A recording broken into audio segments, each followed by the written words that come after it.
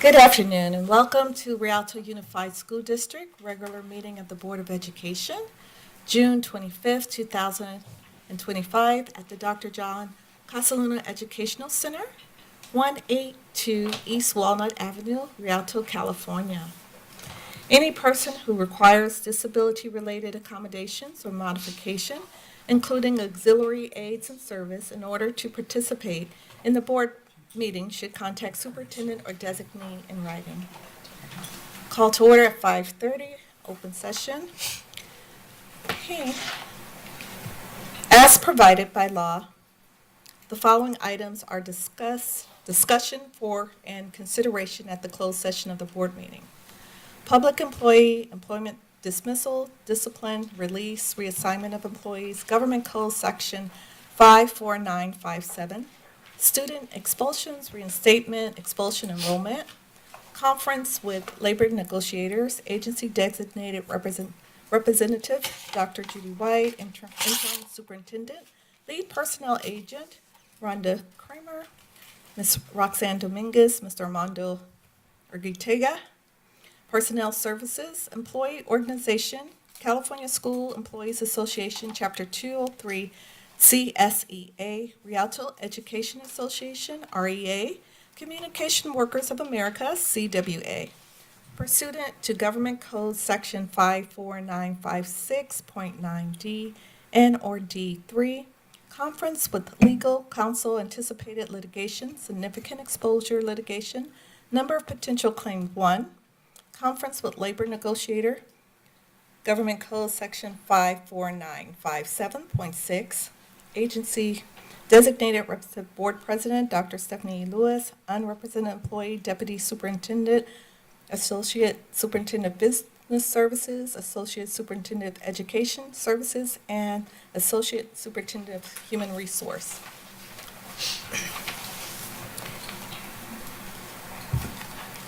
Any person wishing to speak on any item on the closed session agenda will be granted 3 minutes. We have none. Okay, do we have a motion to move into closed session? Second. Okay. All in favor? Aye. 5:32.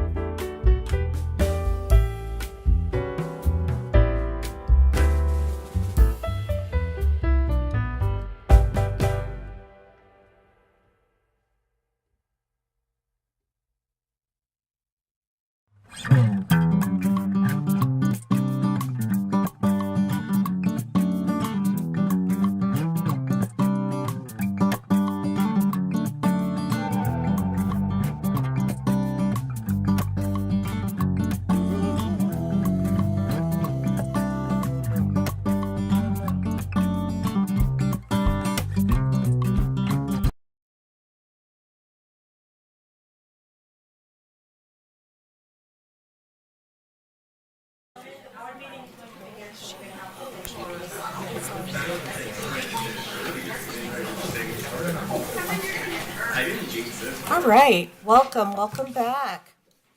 Is there a motion to adjourn out of closed I'll make a session? motion to adjourn closed session. All in favor? Aye. Aye. 3. Do we have the report out of closed session? Yes. Be patient with us. The Board of Education accepted the administrative appointment of Marina Chavez, Fiscal Services Manager, effective June 26, 2025, by unanimous vote. The Board of Education accepted the administrative appointment of Beatrice Martinez, Child Nutrition Program Manager. The roll call was by unanimous vote. The Board of Education accepted the administrative appointment of Monica Zamora, Assistant Director, Nutrition Services, effective July 1st, 2025. Roll call was as follows by unanimous vote. The Board of Education accepted the administrative appointment of Dr. N. Cube, Coordinator, Special Services, effective July 1st, 2025, by unanimous vote. The Board of Education accepted the administrative appointment of Robert Carroll Jr., High School Assistant Principal, Carter High School, effective July 1st, 2025, by unanimous vote. The Board of Education accepted the administrative appointment of Vincent Gutierrez, High School Assistant Principal, Rialto High School, effective July 1st, 2025, by unanimous vote. The Board of Education accepted the administrative appointment of Regina Figueroa, Elementary Assistant Principal, Boyd Elementary School, effective July 1st, 2025, by unanimous vote. The Board of Education accepted the administrative appointment of Cartery Glaze. They kept telling. Jose. Glaze, all right. Glaze, Elementary Assistant Principal, Dunn Elementary School, effective July 1st, 2025, by unanimous vote. The Board of Education accepted the administrative appointment of Margarita Gutierrez, Elementary Assistant Principal, Bemis Elementary School, effective July 1st, 2025, by unanimous vote. In closed session, the Board approved resolution number 24-25-64 to change the title of Certificated Management Employee number 2026715 for the 25-26 school year, and directed the interim superintendent or her designee to send out appropriate legal notices. The roll call was as follows, unanimous vote. In closed session, the Board approved resolution number 24-25-65 to change the title of Certificated Management Employee number 2498525 for the 25-26 school year, and directed the interim superintendent or her designee to send out appropriate legal notices. This was done by unanimous vote.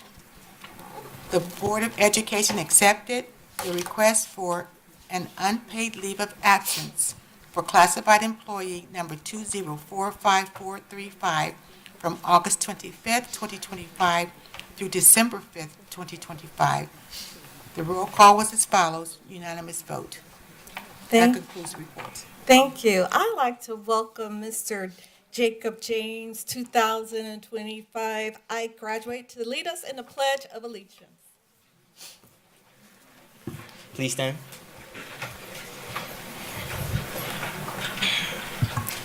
Ready, begin. I pledge allegiance to the flag of the United States of America and to the republic for which it stands, one nation, under God, indivisible, with liberty and justice for all. Thank you. You may be seated.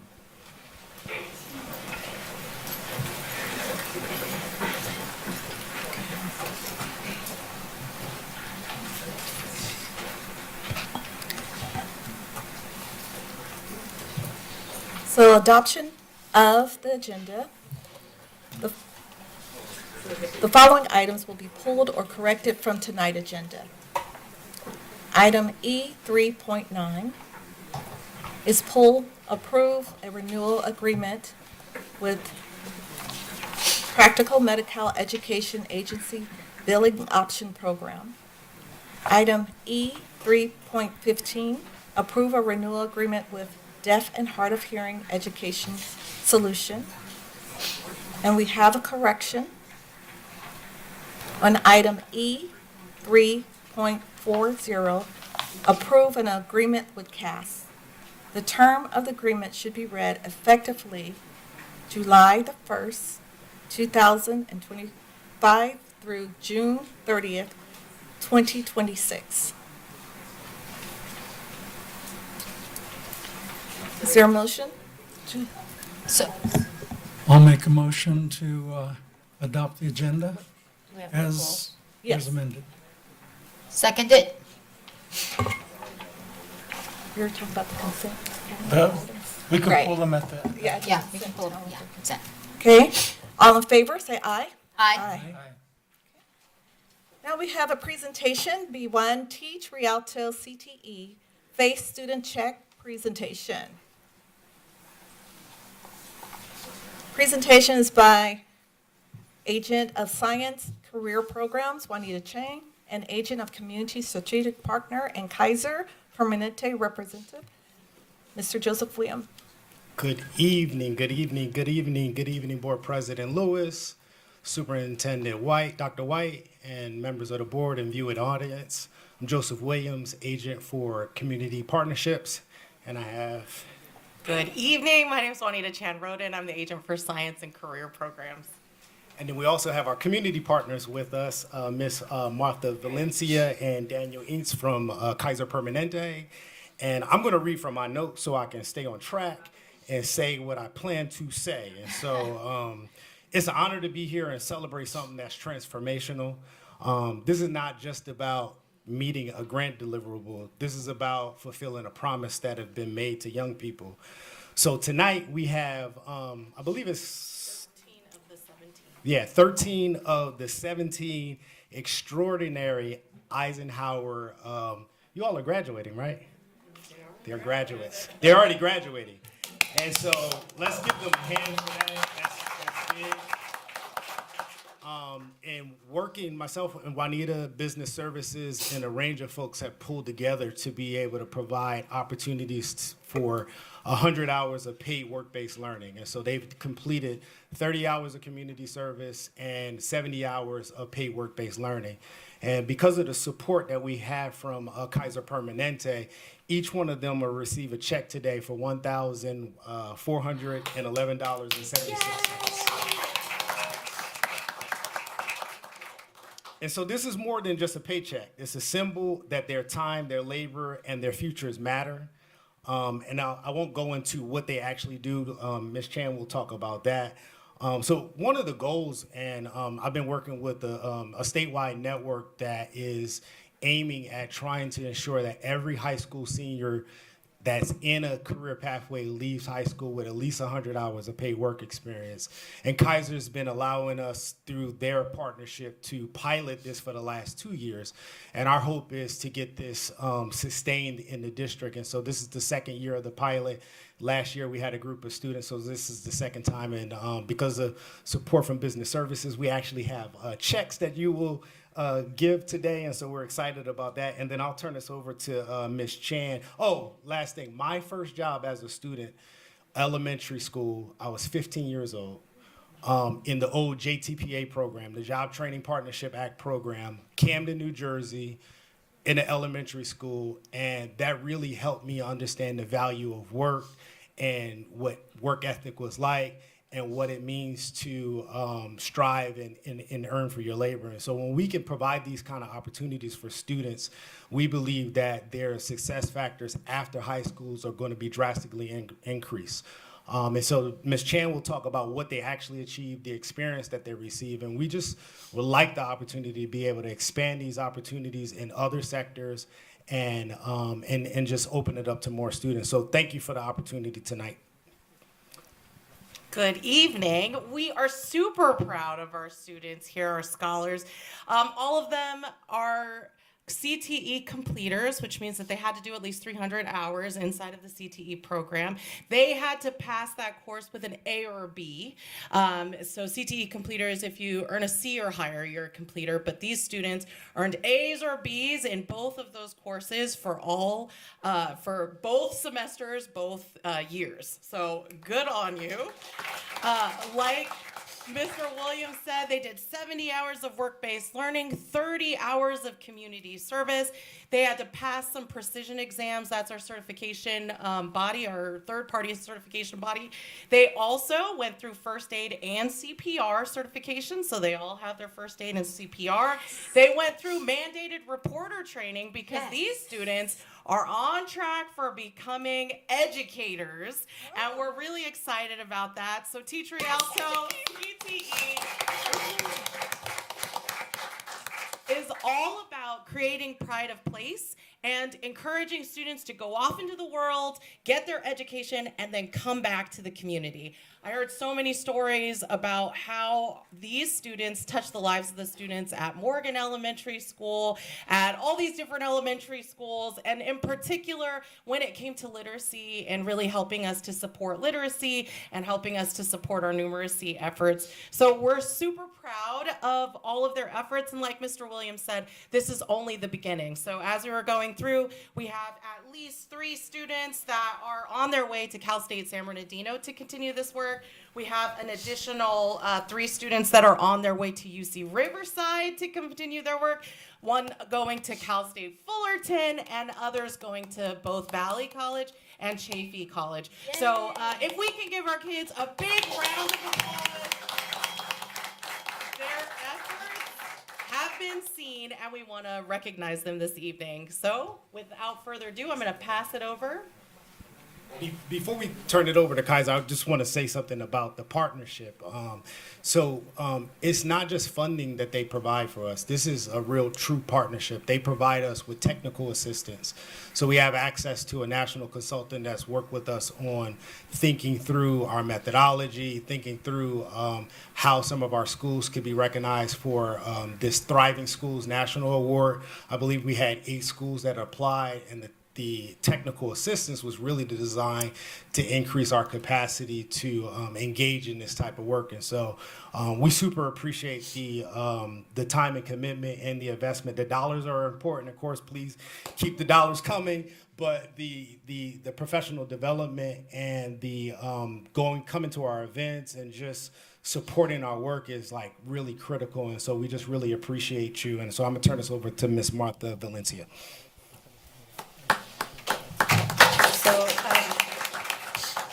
Good evening, everyone. So thank you, Joseph and Juanita. So my name is Martha Valencia. I'm the Community Health Manager with Kaiser Permanente, representing San Bernardino County service area. So that includes our 2 hospital medical centers, the Fontana and Ontario, including 20 medical offices. Kaiser also operates in 4 target clinics. I represent the community arm of Kaiser Permanente. Many people don't know that we have a social mission to improve not just the health of our members, of our 680,000 members, but also of the broader community. That means that there's an opportunity in the community to give back to organizations to address access to care, mental health, education attainment, which is a big strategic priority, income and employment, homelessness, and food and nutrition security. So we are prioritizing investment in these strategic areas because we know that not only medical, but also non-medical social determinants of health affect our health. And education matters. I think it breaks the cycle of so many things. Poverty, it improves your social, economic status, and it opens up doors. For me, I'm one of 11. I grew up in South Central LA, and I'm the first one that went to college. I went to Berkeley, and I have 2 masters. So for me, it has made a difference. So I am a firm believer and advocate for education attainment. I would like to encourage you to think about your ongoing education. Yes, we need more teachers. But think about the bachelor's, the master's, PhD. You can do anything. You are truly the future. And I just want to recognize the parents and the students. Yes, parents. But more than anything, like, you can do anything, anything. So I just want to thank our Rialto Unified for the strategic partnership. But behind the scenes, Kaiser Permanente would like to improve the health of the broader community. So thank you, and please remember that you have to continue, and there's a place for you. And then you can come back and give back. So that's what I'm doing, because many organizations helped my family when we were so poor with food and services, and now I'm in a different position. And Kaiser Permanente supports giving back from the top down. So our leaders are engaged. So just want to say I'm so proud of all of you and your parents, because it's hard work. Nothing is easy. So I am so proud of you. So thank you. Okay. Thank you. We'll call them. Did you have any questions? If there are none, we'd like to have you come forward and we can Yeah, give you out want to this. get paid, right? Let's get this check in hand. I'm actually curious what each of the students here, how many are there? There's 13 of 13. the 17 that were awarded the award. Would any of them want to say anything about what you plan to do after this? Spend the money. After your experience? Yes. Yes. Okay. Yes. Hello, good evening. So, so I personally got into child development because I wanted to become an ultrasound tech. And then I fell in love with Miss Bravo. I fell in love with the way she cares for us. So I decided to go into the careers with children, and I'm thinking about becoming an educator. I am, but I really, really, really want to be an ultrasound tech, so I think I'm going to do radiology. But yeah.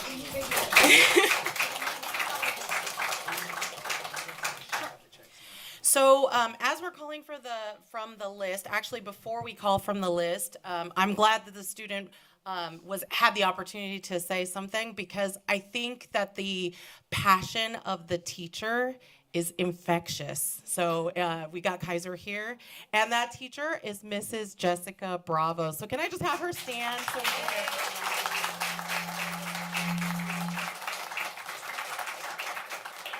So Mrs. Bravo, she teaches both child development and she teaches careers in education, and so teach Rialto. And we hear these stories over and over from her students, how passionate she is for the students, how passionate she is about the content, and it's those connections that also we hope to inspire in each and every one of you, because her passion is exponentially grown as you matriculate up and become teachers on your own, or ultrasound techs, okay? All right, so I'm gonna call the names, and so when you hear your name, go ahead and head up to the front. We're gonna start with Brooke Alcocer. Elisa Areola. Camila Castro.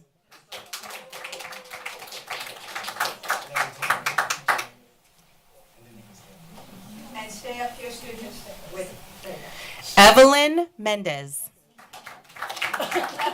Mendez. The other Evelyn. Maria Garcia.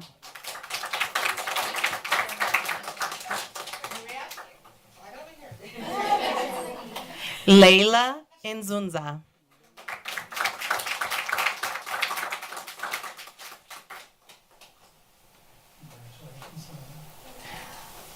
Jacob James.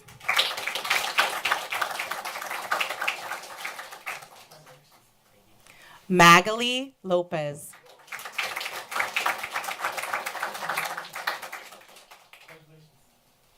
Stephanie Lopez.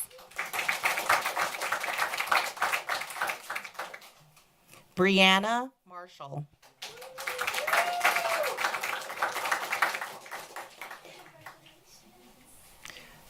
Sebastian Montano.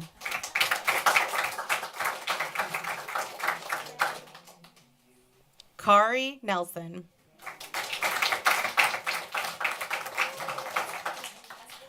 Joali Romero.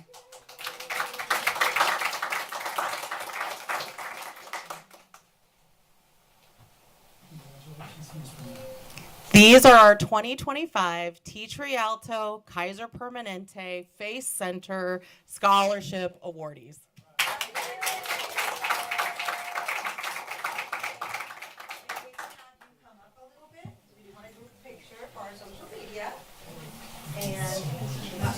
Okay, get a little bit closer. I need the ones over here to go this way. I work with That way, and then you go down. Okay, yes. I want to be fair with the pictures, so what I'm gonna do is I'm gonna do half and half, okay? So from you on here, just wait right here for me. You're still gonna be in it, don't worry, but I wanna do justice to the picture. And then you guys come over here a little bit. You're good, you're in here. So you come over here real quick. And come up, there you go, come up. And then the board, can you get behind them, please? And Dr. White, please. And then we have Kaiser, Ms. Chan, Mr. Williams, because we need here. Here we go, here we go. Up, and then we'll have you right next to her. And then up, we'll have Dr. White, you, and then right here, our co-president, and you're, that's good. And then come up. And then rather than being straight, I want you to curve in. And I want, there you go, curve in. And then our board president is straight. Oh, okay. And Mr. Montez and Mr. Burke, there we go. There we go. Can you get up a little bit closer? And remember, if you don't have the physical check here, you will get it. So keep smiling. There you go. Okay. Okay. Ready? 1, 2, 3. 1, 2. And I'm going to give a minute for any moms, dads, and they can, there you go. You got your second. No, no. What did they go? You look so cute. She didn't do that, right? Miss Ramos professional for the. There you go. Okay, Miss Ramos, can Miss Ramos be in the? Yes, please, Miss Ramos. Now we get another picture. See, I'm working with you. Come on in, Miss.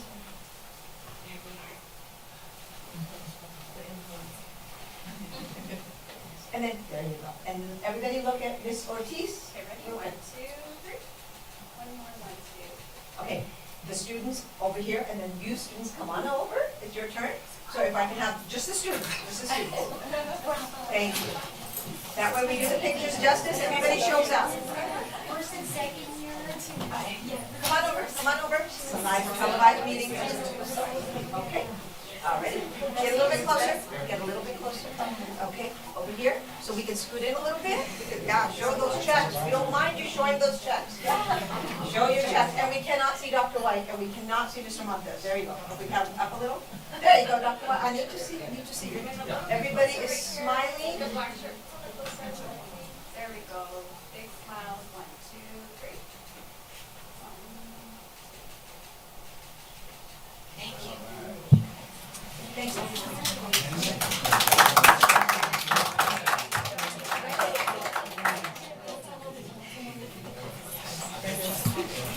Of course, of course.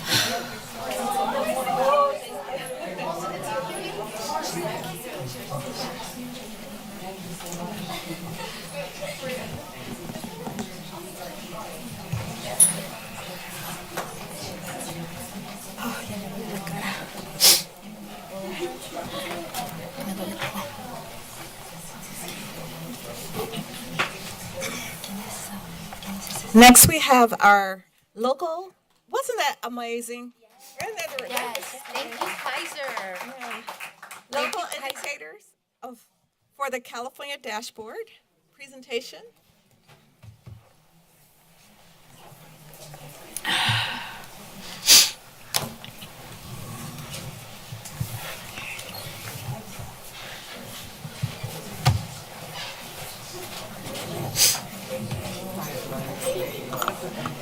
Please empty that.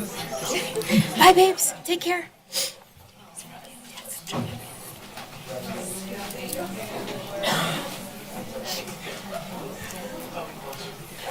Good evening, Board of Education, President Dr. Lewis, Interim Superintendent Dr. White, Cabinet and viewing audience. My name is Paulina Villalobos, and I am the Director of Academic Technology. Tonight is a requirement that we present information regarding the local indicators that will be part of the 2025 California Dashboard. Our first priority is basic services and conditions at school. This priority is tied to our annual Williams visits. Part 1 is the number or percentage of students without access to their own copies of instructional materials. And for this part, there were no findings. The second part of this priority is the number of identified cases where facilities do not meet the good repair standard. And from the 2023-24 annual report, there was a total of 36 good repair facility deficiencies. Since then, all of the outstanding deficiencies have been resolved. The next indicator is priority 2, implementation of state academic standards. To support reflection in this area, teachers were surveyed about their experiences with professional learning. Their feedback pointed to a continued need for professional development that is practical, consistent, and aligned with current classroom demands. Key areas for growth include a focus on instructional strategies, student support, technology integration, and better alignment to academic standards across subject areas. The next indicator is priority 3, family engagement. This priority focuses on how well we involve families in decision-making and school programs. Survey feedback from staff and families highlighted the importance of clear communication, flexible meeting opportunities, engaging school events, and supportive, inclusive environments. Families also expressed interest in learning opportunities that help them better support their children's education, specifically around the topics of academics and mental health. The next indicator is priority 6, school climate. For this indicator, districts are required to administer a student climate survey that specifically measures a student's sense of belonging and perceptions of school climate. On this slide, you'll see both current and prior year results for these two measures, shown by grade span. The first column represents fall or winter responses, and the second shows spring responses. This year, elementary students reported a steady increase in sense of belonging, while secondary students showed gains in both areas.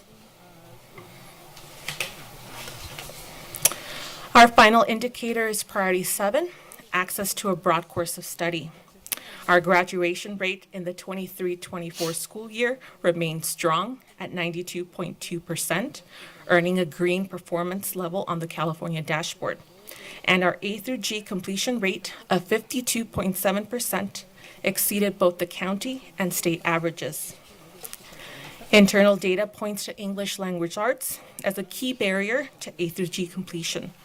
Only 60% of 12th graders are meeting the A through G requirement in English, compared to 79% in math and 73% in science. To improve equitable access to a broad course of study, we'll continue to focus on supporting students through tutoring opportunities as well as summer school and APEX courses. This concludes the presentation of the local indicators. Are there any questions? Vice President Martinez? On priority 7, bottom line on the left column, 1,247 or 73% students are meeting A through G in science, and yet it's 0%. It's probably not on the dashboard yet, but please explain it for the public. Of course. I tried to show the improvement in each of the areas. So if you see for English, for example, there was a 5% increase from the previous year. For science, it remained consistent for the 22-23 and the 23-24, about 73% meeting that requirement in science. Thank you. No problem. Any board member, another question or comment or discussion?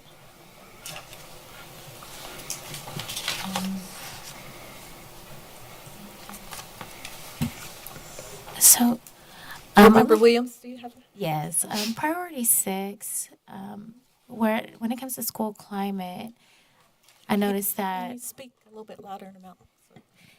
I can. Hello. Thank Okay. Okay. So for priority 6, when I look at 2023, 2024 for grades 6 to 12, they had a 41% for school climate. And then it seemed to have decreased in the winter and then increased again. I'm sorry. So it increased and it decreased and then it stayed flat and then it increased. Do we gather any data for like why that may be or what changed? Or what we're doing so different between the younger grades and the older grades? I would have to defer to our student services service area to gather more information, but I'll provide an update to Dr. White. Awesome, thank you. Well, any further questions? Well, thank you so much. Next, we have Dr. White will introduce.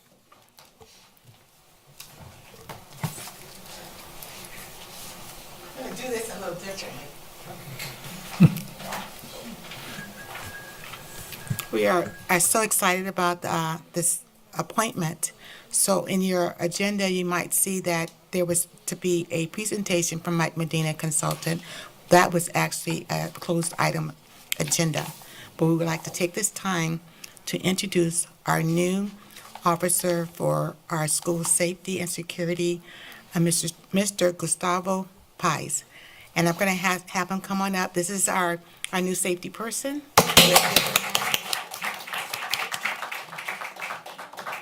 And let him just say a couple things about him. Yes, He's sure. going to be brief, but let me tell you, he's FBI trained. Okay? Oh, Yes, yes. I do have some short notes. Thank you, board. Good evening, Madam President and members of the board, student, staff, and the community of Rialto. Thank you for this opportunity to address you tonight. It's an honor to have been chosen as a new chief of security. I look forward to working with everyone to ensure the safety and well-being of the student, staff, and the entire school community. Thank you again for your trust and confidence. The work is anticipated with enthusiasm. I also would like to take this opportunity to introduce you to my family. When I come to an organization, you also get my family. So I'd like to start with my youngest, Sadie Paez, who is a incoming freshman at Cal State University Long Beach. we would love, as you introduce your family, for them to come stand by you so we can Sure, see. okay, we'll bring And them then in. We'll bring them up. the board member will each give you that welcome handshake, and we'll come around Thank you. and welcome you. Second, I'd like to introduce Audrey Paez. She is a incoming junior at the United States Naval Academy in Annapolis, Maryland. And my beautiful wife, my high school sweetheart, Erica Paez. Thank you again, and I look forward to the opportunity. Thank you to the community of Rialto.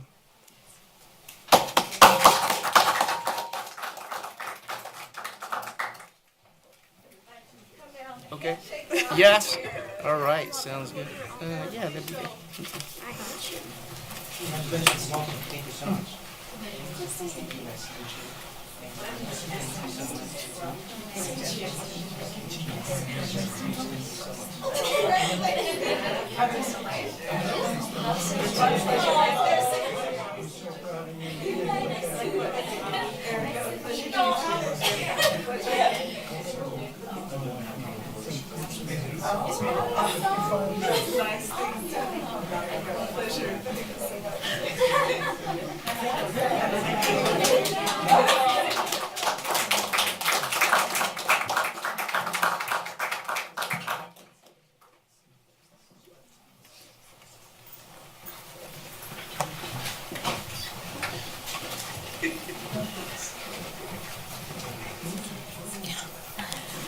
As you can see, Rialto's moving forward. Great things are happening. This is the place to be.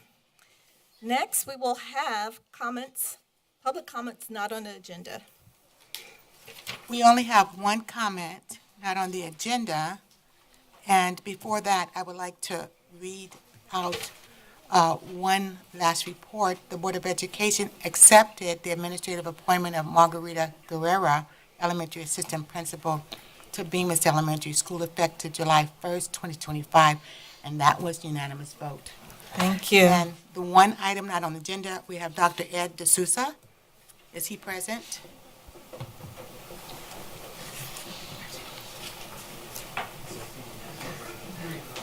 He's coming.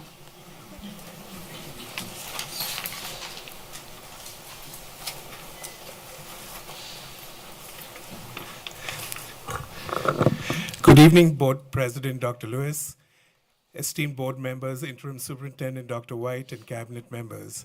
My name is Ed D'Souza. I'm the lead academic agent for math and early college programs. It brings me great joy to stand before you this evening and express my deep gratitude for the opportunity to serve in Rialto, USD.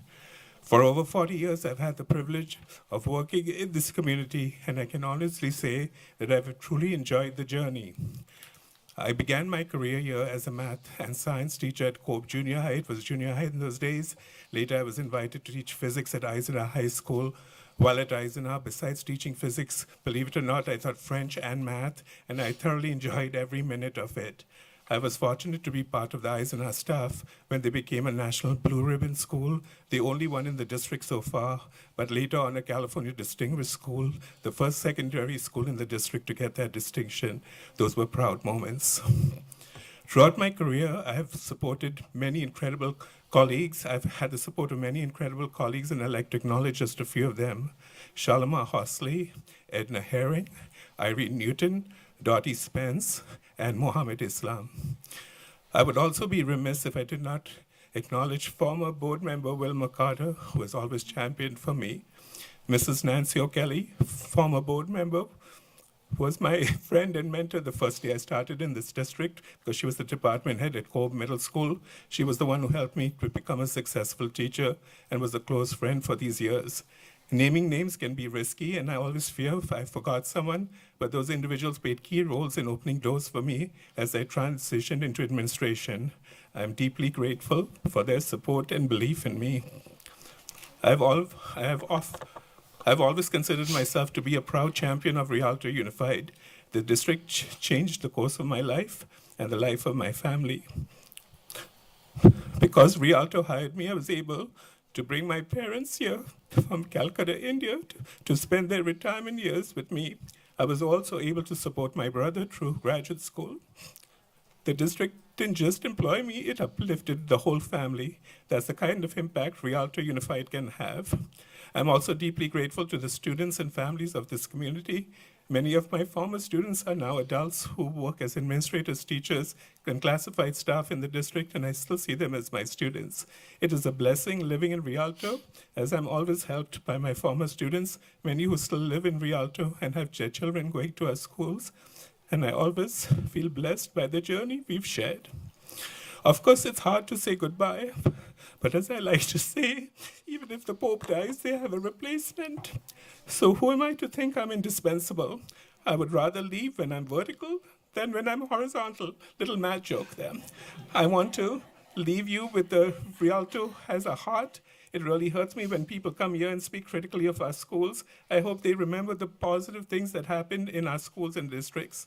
I've survived and thrived in this district because I chose to focus on the good of our students. I encourage others to do the same. Rialto USD, I wish you continued success. Thank you for making a difference, not just in one person's career, but in a person's life. Thank you. Thank you.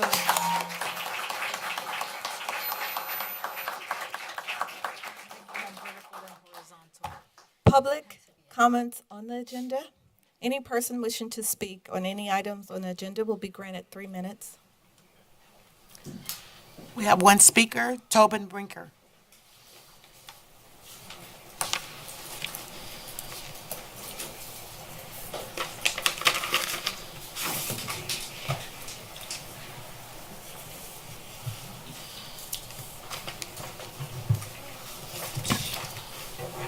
Sorry.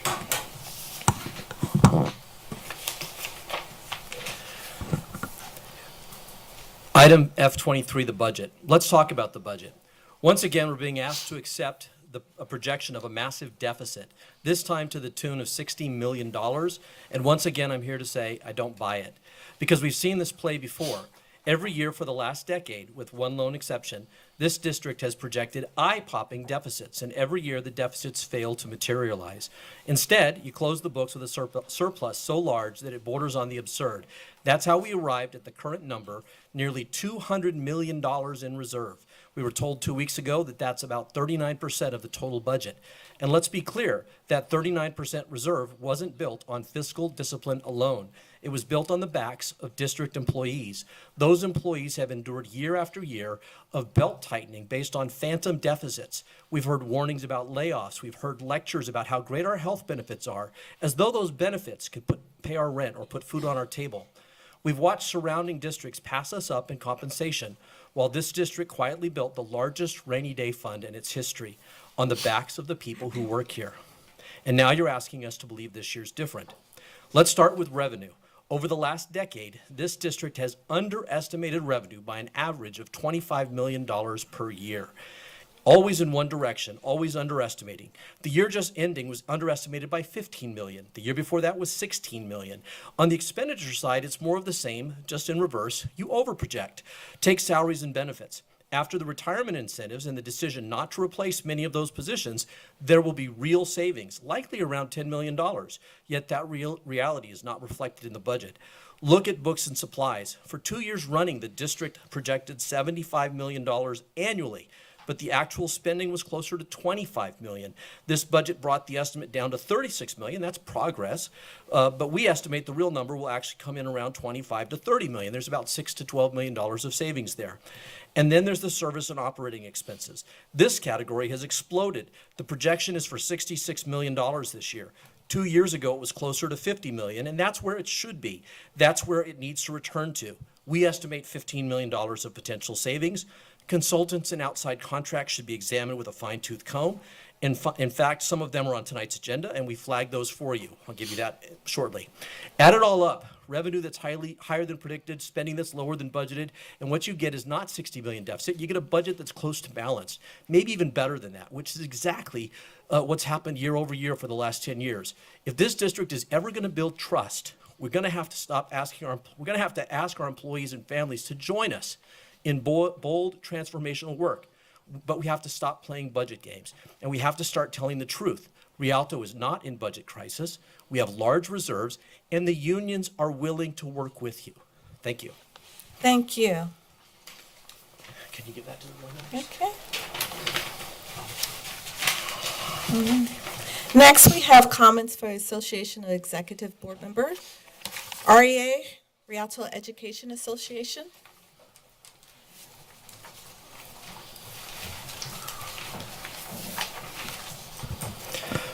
Good evening, members of the board, Superintendent Dr. White, and Board President Dr. Lewis. Every morning, I wake up thinking about one thing: how do we make it better? For most of my career, that question was my mantra as a middle school history teacher, where I taught students with more energy than restraint and more questions than answers. They challenged me daily, as only middle schoolers can, but I challenged them right back, to be curious, to be kind, to rise. I've always believed that in education, we don't just teach content, we help kids to become who they're meant to be. Today, in my role as president of the Rialto Education Association, I get to ask the same question: how do we make it better? But on behalf of hundreds of educators and tens of thousands of students. And I believe the answer begins with a fundamental truth. Teachers' working conditions are students' learning conditions. It's not a slogan, it's a fact, it's a simple and powerful one. Because when it comes to student success, no factor matters more than a skilled, supported, and inspired teacher. Not programs, not apps, not slogans. Teaching's not a software problem, it's a people business.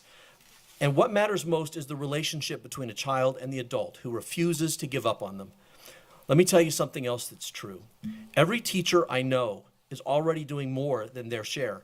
We buy supplies out of our own pockets, we decorate classrooms with our own money, we run fundraisers, we tutor on our own time, we chaperone events on the weekend, we give and give because we love our students and we know what's at stake.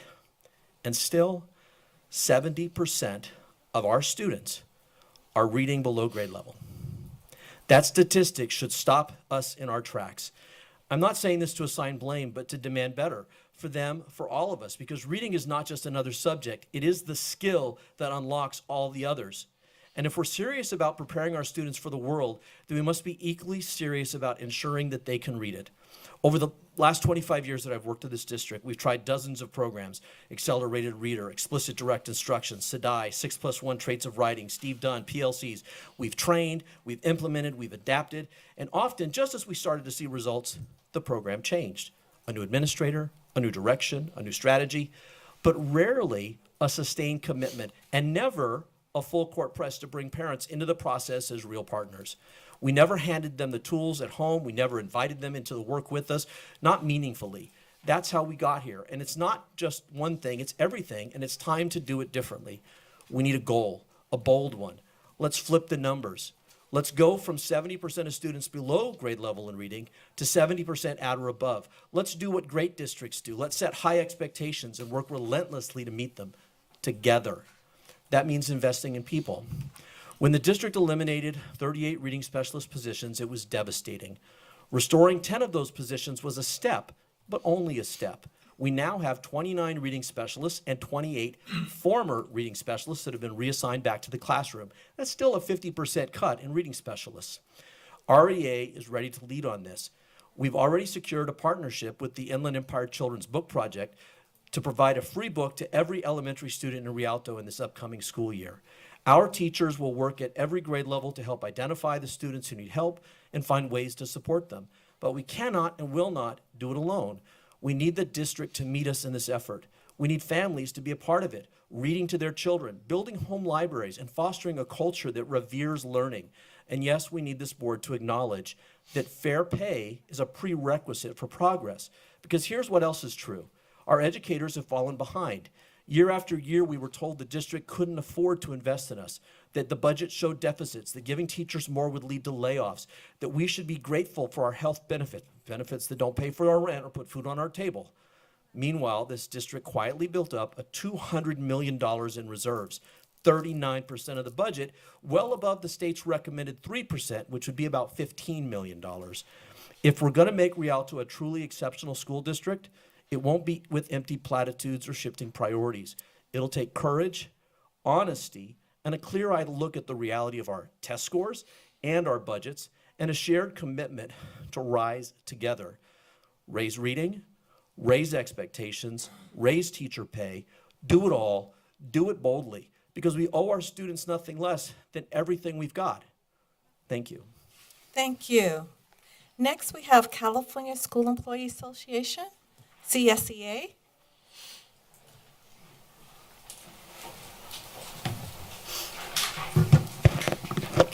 Good evening, Board President Lewis, board members, Ms. Judy, Dr. Judy White, Superintendent and Cabinet, and the members at home and viewing audience. I'm Christina Costa, CSEA President, and tonight is deeply personal and profoundly meaningful. After 25 years of dedicated service within this district, I stand before you with a heart full of gratitude, reflection, and optimism for the future. I officially announce this is my last speech as an employee, but not as a CSEA president. My retirement is only from our USD, not just from my daily duties, but from a career that has been more than just a job. It has been a life of purpose, commitment, and community. Over the past 2 decades, I have had the honor to witness, support, and stand shoulder to shoulder with some of the most hardworking individuals in public education, our classified staff. From early morning bus routes to late night custodial sweeps, from the hands that prepare warm meals to those that keep our campuses secure, functioning, and spotless, our classified members are the heartbeat of this district. They are the unsung heroes who make learning possible every single day. I want to pause and say thank you. Thank you for your tireless work, your loyalty, your compassion, your pride in what you do. It has been my great privilege to serve you as your advocate and ally, and I want you to know that I will continue to do so during my retirement. Tonight, I also want to honor all the retirees, those who, like me, are closing this chapter after years of dedication. Your collective contributions have shaped the culture, safety, and functionality of every school site. You leave behind a legacy of service that deserves the highest respect. As I transition into retirement, I do so with peace in my heart and pride in our union. I have full confidence in the continued strength and integrity of myself and my CSEA leadership, and I want you, the members, to know this is not a farewell to advocacy, but just a farewell to my paycheck. I will begin teaching the next generation of leaders who will carry the torch even further, brighter, and bolder. Leadership doesn't end with a title. It lives on through mentorship, example, and commitment to truth, fairness, and unity. I remain committed to uplifting the voices of classified professionals whenever and wherever I can. In closing, I want to thank this board and the district leadership for your partnership. We may not always have gotten along or agreed, but we always shared a common goal, the success and the well-being of every student and every employee. To my fellow CSEA members, you are powerful, you are vital, and you are respected. I believe in you, and I stand with you. To the retirees, you are celebrated and deeply appreciated. Thank you for the honor of serving alongside you, and thank you for walking this incredible journey with me. Thank you to you all. Thank you. Next, we have Communication Workers of America, CWA.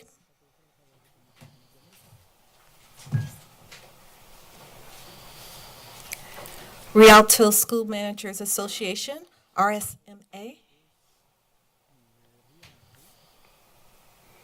Okay. Now we're going to move on to our comments from our interim superintendent, Dr. Judy White. Thank you, Board President Dr. Lewis. Good evening, members of the Board of Education, staff, and our beloved Rialto community. Even as things slow down for summer, our sense of purpose remains strong in the Rialto Unified School District. This is a moment to reflect not just on our accomplishments, but on the commitment that drives us forward. Last week, on June 19th, I had the joy of attending the City of Rialto's Juneteenth Jam. What a beautiful celebration it was, full of culture, pride, unity, and talent. Our district was proud to partner with the city for this special event with informational booths and student recognition. It reminded me once again of the importance of community and the power of honoring our shared history while building toward a brighter future. In that same spirit, I'd like to recognize a few outstanding groups in our educational community who have reached meaningful milestones. Coming up on Saturday, June 28th, we will celebrate two groups of outstanding completers. Our dedicated teachers who have earned their USC Reading and Literacy Added Authorization, yes, and the committed parents and the guardians who have completed the USC Family Literacy Program. Yes. Yes, we applaud our parents and our teachers. These programs not only build capacity, they build confidence and they build community. Fight on, completers. In a similar vein, last month, we also honored the very first cohort of families who completed the UCLA Family Math Project. That's, yes, we had parents there too. That celebration was held on the UCLA campus. Their courage to engage with learning, especially in a subject that can often feel intimidating, speaks volumes. They showed up week after week to strengthen their understanding and support their children. That's the kind of commitment that leaves a lasting legacy. When families engage in literacy and mathematics, they are laying a powerful foundation, not just academically, but for generations. Lifelong learning and growth is possible, and together we can overcome any challenge. And lastly, I look forward to our summer school graduations that will be held on July 9th at 3 o'clock p.m. at Eisenhower High School. We will all be proud to give our students their diploma and wish them success after high school. It's not easy to continue going to school after many of your classmates have graduated, so we are so excited to be able to share that moment with those summer school completers for graduation.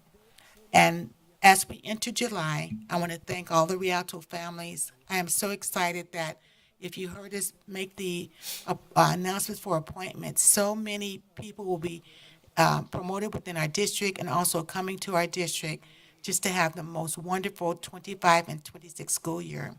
So we thank our families, we thank our students and education community for continuing to show what it means to be exemplary in every season.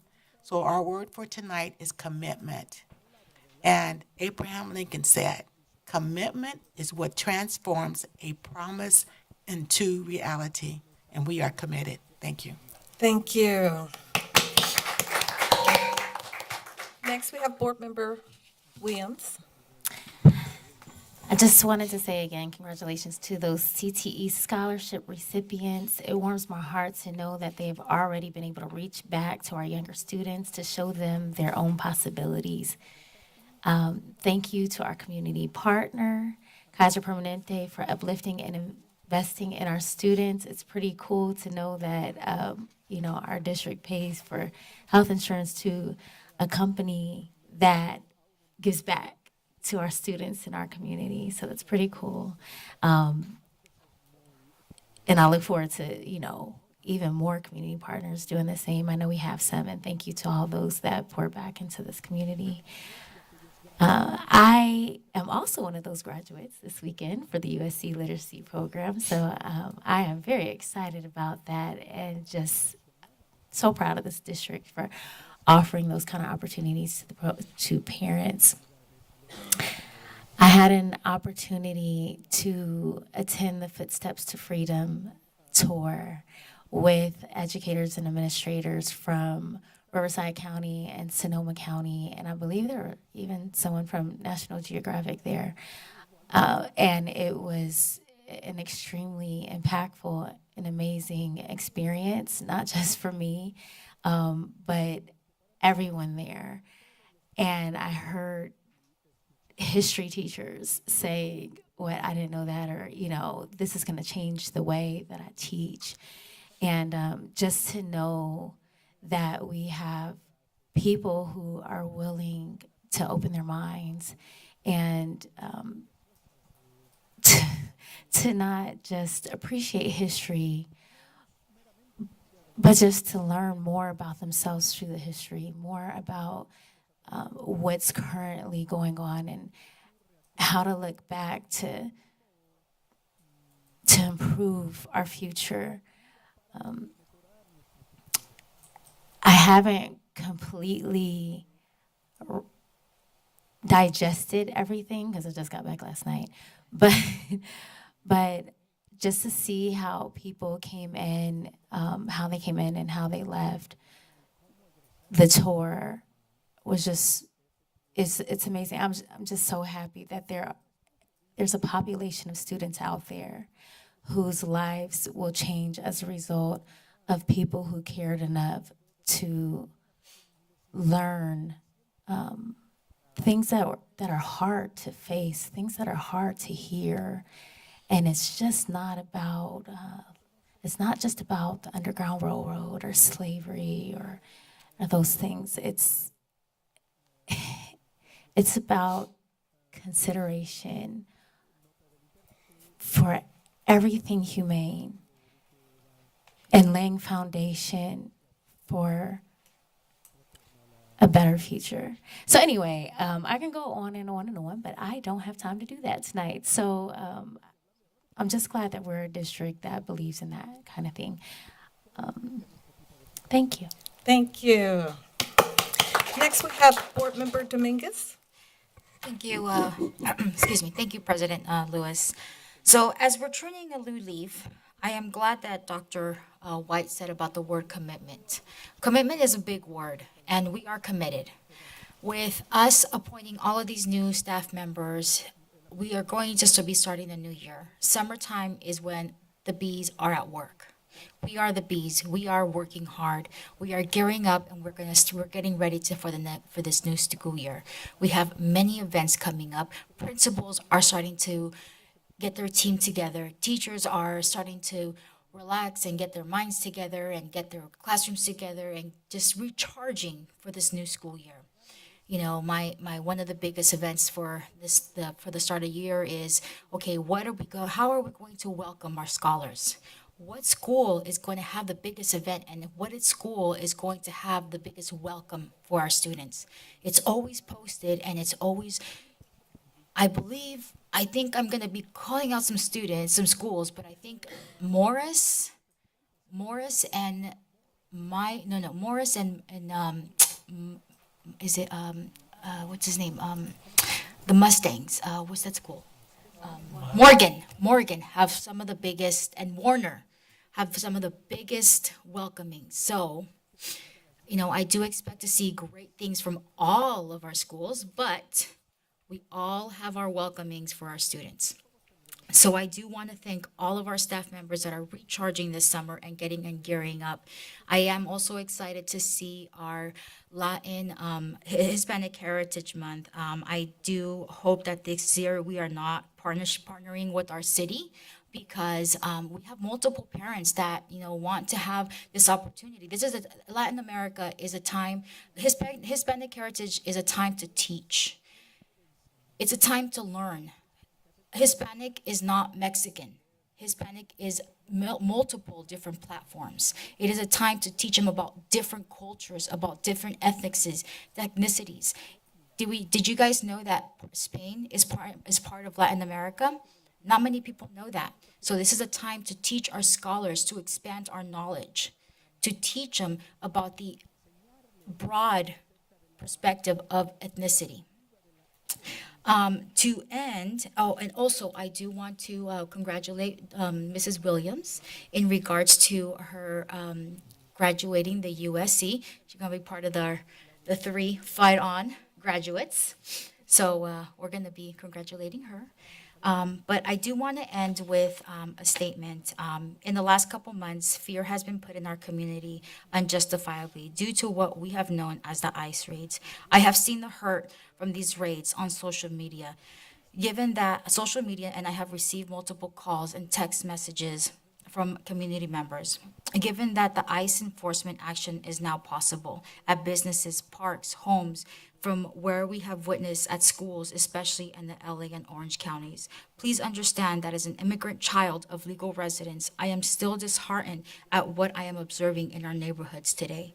I am receiving school will be beginning Monday, August 11 for our scholars in our district. Our schools are safe haven, and as our motto, safety is our first priority. And as you saw tonight, we hired a new chief so we can continue that motto. We can instill safety into our school. It is important not just at USD, but for all children present in the United States, regardless of immigration status. We have a right to that students have the right to attend a public school. In 1982, the Supreme Court ruled a case, Player versus Doe, that states cannot deny students a free public education based on their immigration status or their guardian's immigrational status. In our state, in 1994, the Proposition 187 and school districts have since attempted to pass laws that would either deny enrollment to students who did not have a valid immigration status, or reports that their would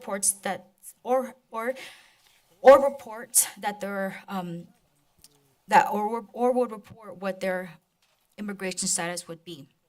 But it is imperative that you know that these laws have been struck down by courts. When we speak about immigrants, we do not speak of the Latino community. We include Asians, Africans, Canadians, and other undocumented ethnicities. For this reason, I am requesting Dr. White to please ensure that in our district, we have safety protocols in place on how to communicate and protect our community if necessary in order to de-escalate any anxiety and fear. I understand that we've had some of these protocols in place prior, but the situation has escalated from then to now. So I'm requesting Dr. White if we can please have some kind of protocol in our district for that. Thank you. Thank you. Next, we have Board Clerk, Mr. Board Member Montez. Thank you, Board President Lewis. I just want to also thank Kaiser for coming out and working with our district and community partnerships, like Ms. Williams was saying. I want to thank Dr. Edward D'Souza for his emotional and very good speech. He still got those quirky jokes, but it's all good. It's the least. I, as a board member, would like to thank him for all of his 40 years of service here in this community, in the school district. And I don't think that's the end of Dr. D'Souza. He can always help us, as a substitute or consultant or whatever not. I think he still has a lot to offer to this district. And obviously, it means a lot to him. I did attend his, if I didn't say this at the last board meeting, I did attend his retirement celebration at the Bistro. And it was really nice and powerful to see so many current and former employees go make time on a Friday during the week in the daytime to attend his retirement celebration.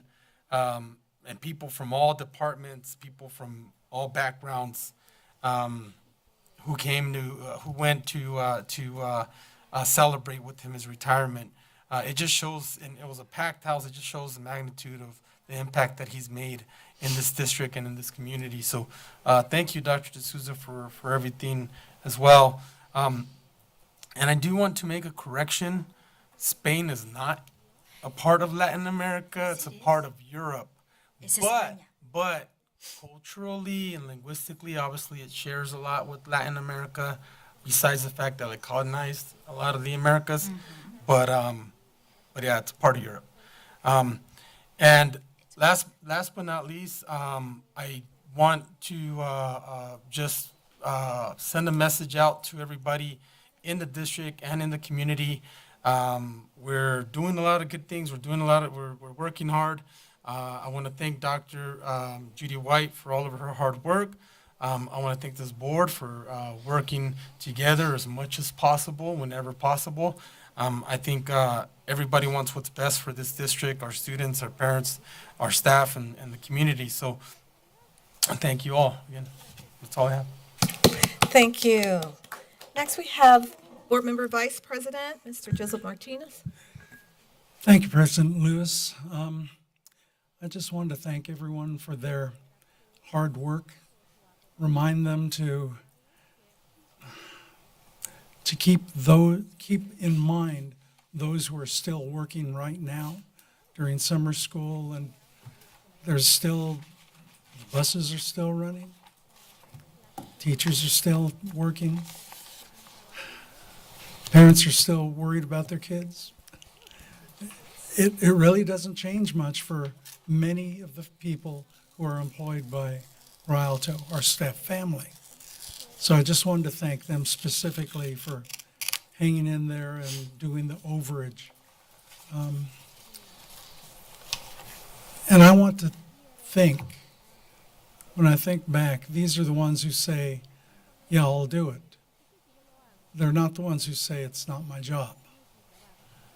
That any problems that I see are adults, not the kids.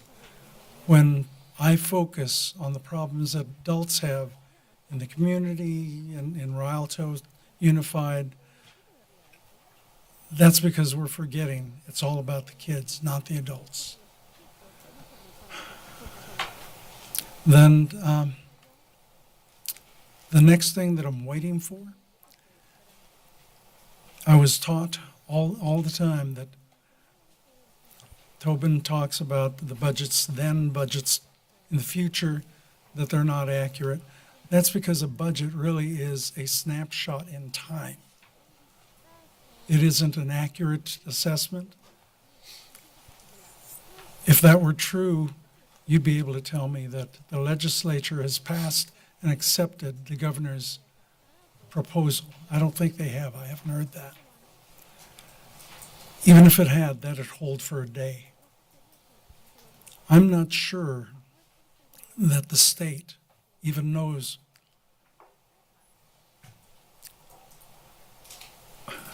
whether they could tell me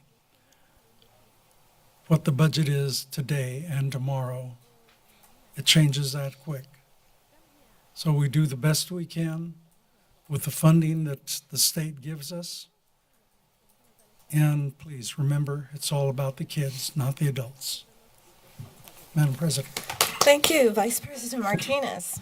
Well, I just thank you for all the texts and the well wishes and the board coming together as I returned from being there with my mom, her hope and her faith. She will be July 24th, 94. Wow. Yay. It's an accomplishment. We thought we were going to lose her. But you don't appreciate your health until you don't have it. That's right. Amen. You don't appreciate your health insurance until you don't have it. That's right. You don't appreciate having a 401k or pension until you can't get one. So let's keep it real and let's keep it honest. I am so proud of you for retiring. And this district has so many long-term employees, so many family employees. Reading is fundamental. You don't appreciate California till you go back to Alabama, except for the food and your family and things like that. Because when minimum wage and you get paid $5 an hour and $6 an hour, yeah, it's real. And the housings are not cheap. The housing is it's two sets. You have a robust space in Rocket. You have a lot of plants that move there, but the housings are $300,000, $200,000. It's not that, you get a $50,000 house and you get, it's very, very, you see the haves and the have-not. And so in California, we get a lot coming out of our checks, but we get a lot of service that come with that. And so being a healthcare professional, when I see people who come through the ER, they do not turn down healthcare. And they're grateful for a state that have a safety net hospital that won't just shut their doors because you don't have insurance. But then when you get closer to the spectrum of the other end, and you've been a housewife or you raise your kids and your spouse died and that pension dies with them, and you find yourself needing assisted living or something like that, and you share $5,000 for the next person who's screaming in assisted living. So I'm grateful for my education that I can supplement, and my siblings. And my mom said, I'm so blessed to have my children because Alabama is her home. So in California, I view this state as a privilege for public education. I view Rialto Unified School District for balancing. Yes, we fight for reading, and there's people who are fighting against reading. But we were able to maintain it and continue. Our family education, our family involvement has been off the roof. We are copied, and our programs are being duplicated. And other schools different. I think what's nice about this school is that we share our success. And we borrow from other successful districts.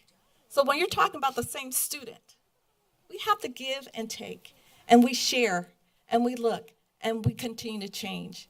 So I am hopeful. I am blessed to be part of this board. My colleagues in healthcare said, Stephanie, why do you do this? But I do it for the children. That's right. Because I come from a place where education is not the main priority.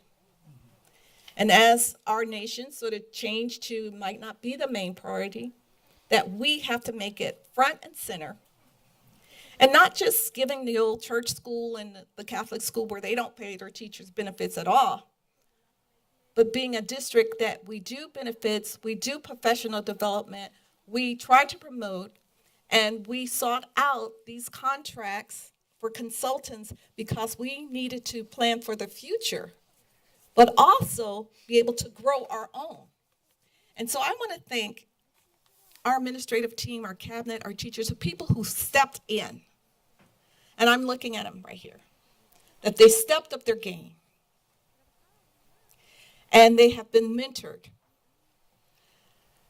I tell you, wearing two hats, safety and EOP, is a relief that we have a chief now.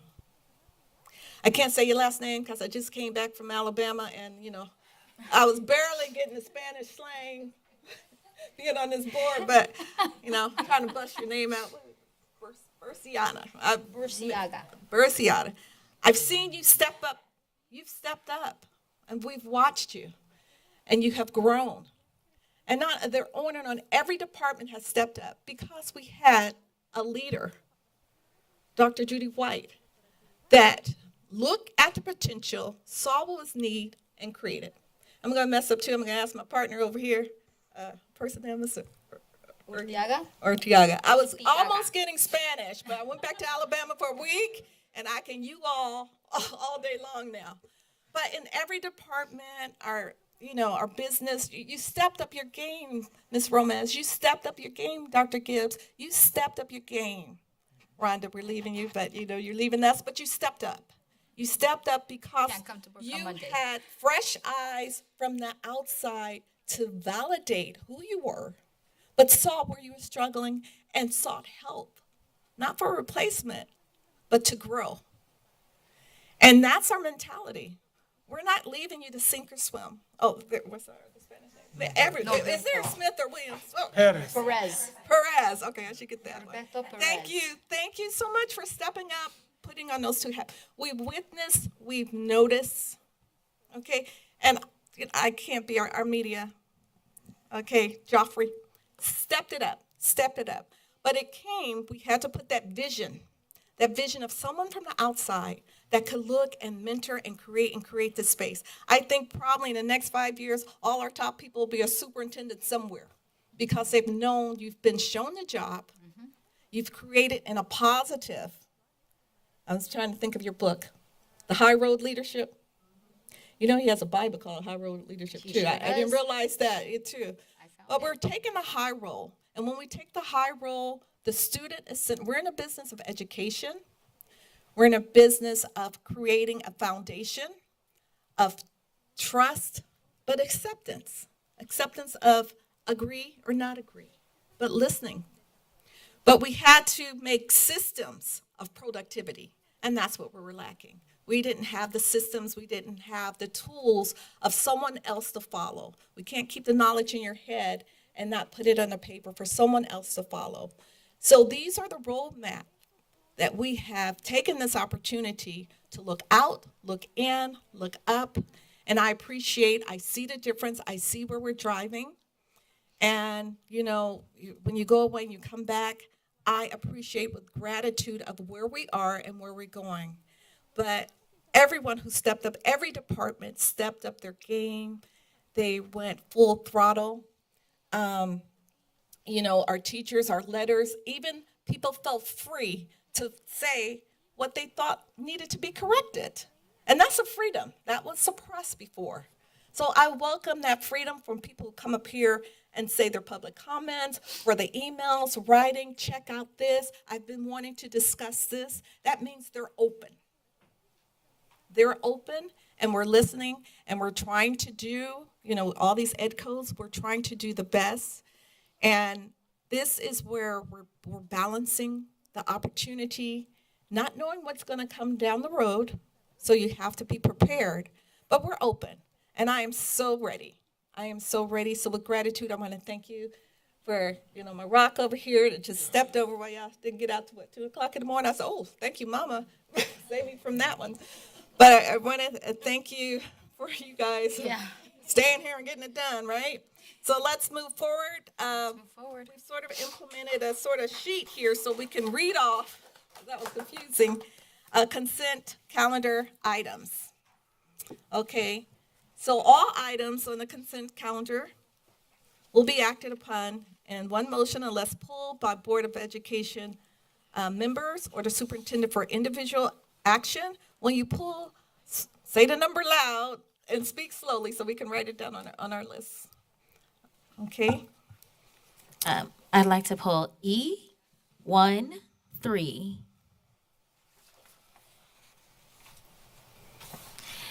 Also, for separate action. E14 for separate action. And E38 for separate action. What's the last one? 3.8. We want to repeat it again? You had it? No. Oh, you got it? Okay. Any other? Okay, go ahead. I'd like to make a motion that we approve all Oh. items on the consent calendar with the Well, I think exception of she was E. gonna, Did she you was have more? gonna, Oh, I'm sorry, you have, she you were said just she was gonna, we done. had the other two that we pulled. E3.9, I just Yeah. want to make sure you had that one. Yeah, those were already 3.9. pulled from the Yeah, I just want to beginning. make sure everybody had that, okay? And then the E 3.15. Correct. Okay. So those It was, 3.9 and Just wanna make sure. 3.15, and then we corrected Made a correction. 3.40. Okay. So we have a motion from Mr. Montes. Yeah, to approve all items except for the 3 items pulled by Ms. Williams. I'll second that motion. And the 2 additional, okay. Alrighty, vote by board members to approve. Board Member Williams? Aye. Board Member Dominguez? Aye. Board Clerk Montez? Aye. Vice President Martinez? Aye. And aye. Thank you, Board President. We will go to E1.3. Approve the second reading of revised Board Policy 5123, promotion, acceleration, retention. Motion? So move. Second. Any questions or discussions? Yeah, I had a question. On page 89, probably about 1, 2, 3, 4, 5th paragraph, when any student in grades 2 through 9 is recommended for retention or is identified as being at risk of retention, the superintendent or designee shall offer an appropriate program or remedial instruction to assist the student in meeting grade level expectations. Just wanted to know why only grades 2 through 9? Upon reading it, I'm thinking any student who's at risk for retention should get a plan to catch up, no matter what the grade level. So I just wanted clarification. So no kid left behind. Hi, thank you. So if you look on page 88 as well, you see number 1, it says between grades K and 1. It has its own parameters there according to Ed Code. Now, we know that 2 through 9, there is retention, but if you get past that, I know it says that high schools is by credit once you get to the high school level, and that is the reason for that. The Ed Code asks districts and our boards to go ahead and come with policies for each grade sections. Any further questions? Okay. Yes, I did. Okay, so okay. And this isn't necessarily a question, it's just, there was just a typo on 88, so for the next reading, I would just want, it's just the paragraph that starts with the superintendent or designee shall not approve a student's continued, it just has needs. Speak slower and Has, clearer, yes. has just needs an A in that sentence, so just for the next reading, to make sure we include that in. We'll fix that typo. Okay. And just for clarification, so a kindergartner that's a K through 1 student, I see in here that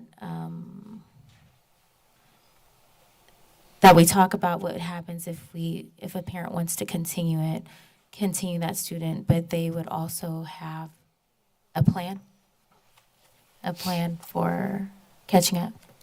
Okay. Yes, we have, I mean, obviously different plans for intervention, like student study teams, extended supports, even obviously as basic as parent-teacher conferences in order to go ahead and do those interventions.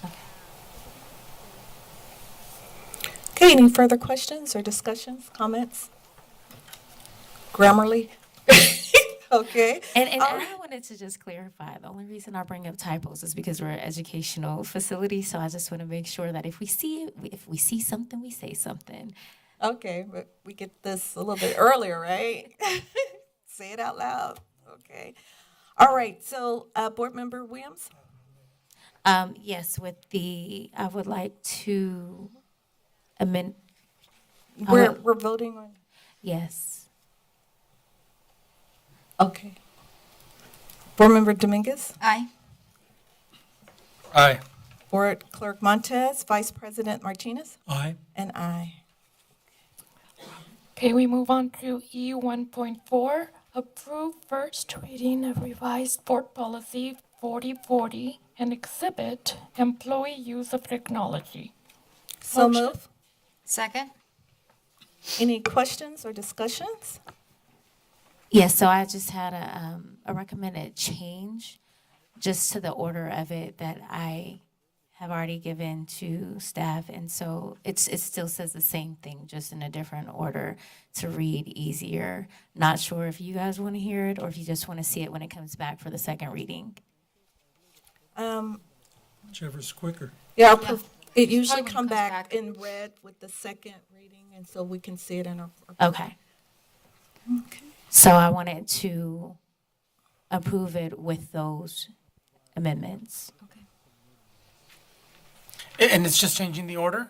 Yeah, it just says the Board of Education recognizes that technological resources can enhance employee performance by offering effective tools to assist in providing a quality instructional program, enriching curriculum, enhancing student learning, facilitating communications with parents, guardians, students, and the community, supporting district and school operations, and improving access to and exchanging information. All you gotta do is make a motion. Well, this is the first reading. Yeah. And No, I so know, she but- submitted her corrections in there, and they're gonna submit it back to us so we can have the red like the other ones, so we can look at the corrections versus the other one. And it'll go for the approval for the second reading. Yes. That's sort of what I'm fine with that. the attorney sort of recommended from the last time. So it's the first reading. She made her suggestion. This is the first reading.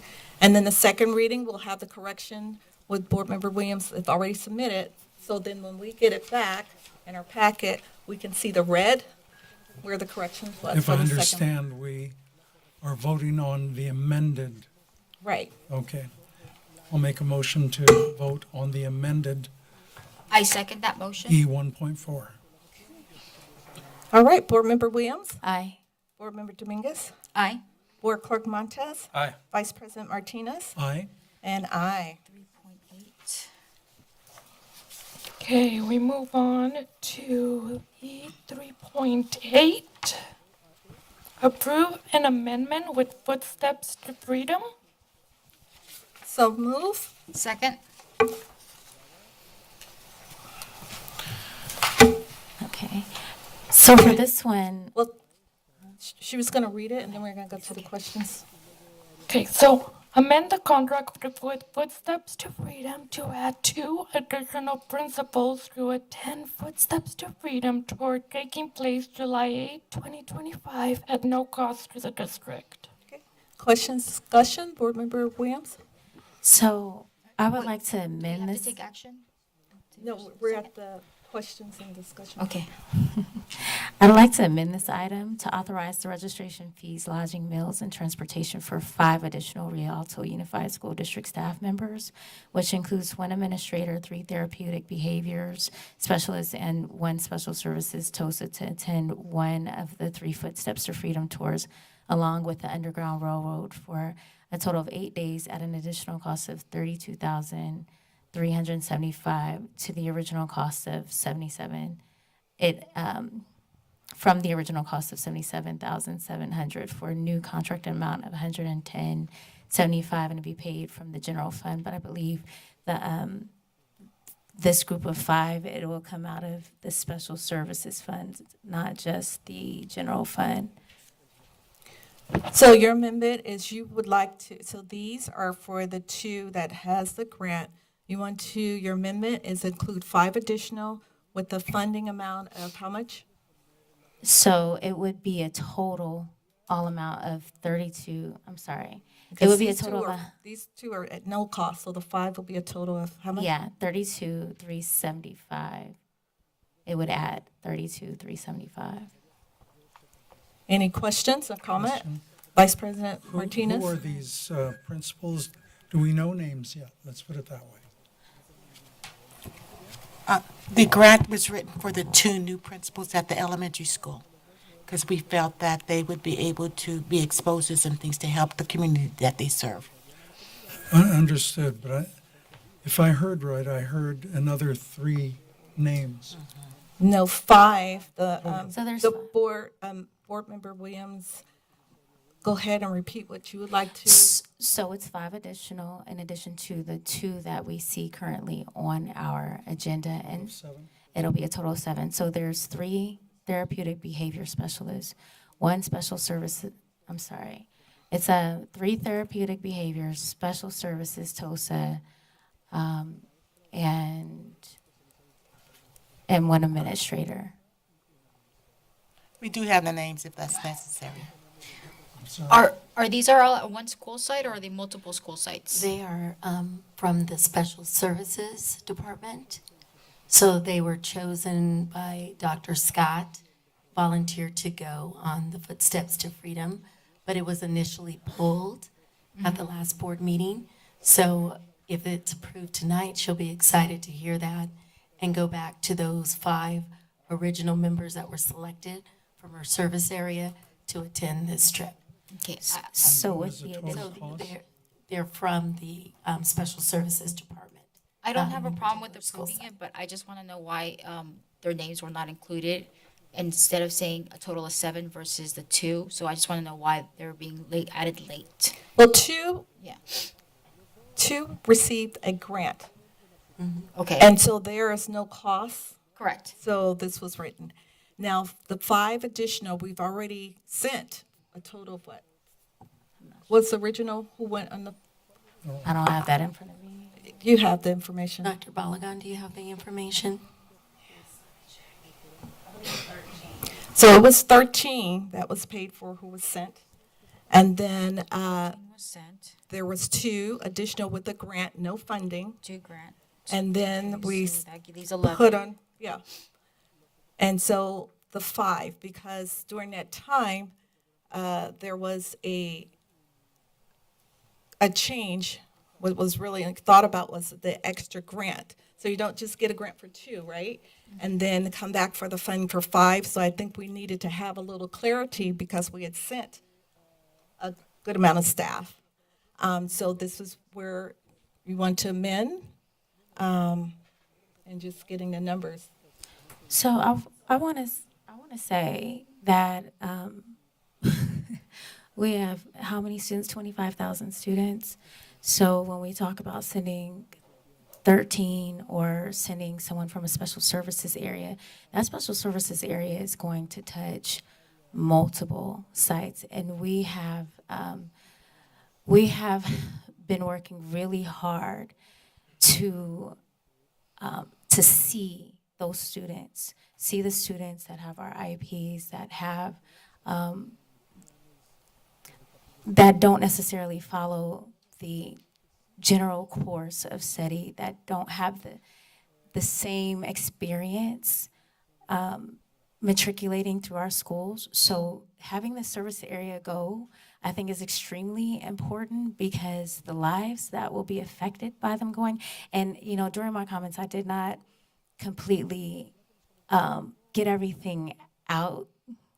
I still get nervous during comments, but the impact that it has, the impact that this program has is just, it's more than I can explain in just a couple minutes. So for these students to have somebody that sees them, especially with all of the ICE rates that's going on, it goes beyond just African American students. Like, this opened up my eyes to see, like, oh my goodness, we are dealing now with our immigrant population, what had gone on centuries ago. This helps people become a little bit more empathetic to what our students are going through. I believe it helps people engage with our families different. It helps us think about what they need differently. It pulls from another part of your humanity.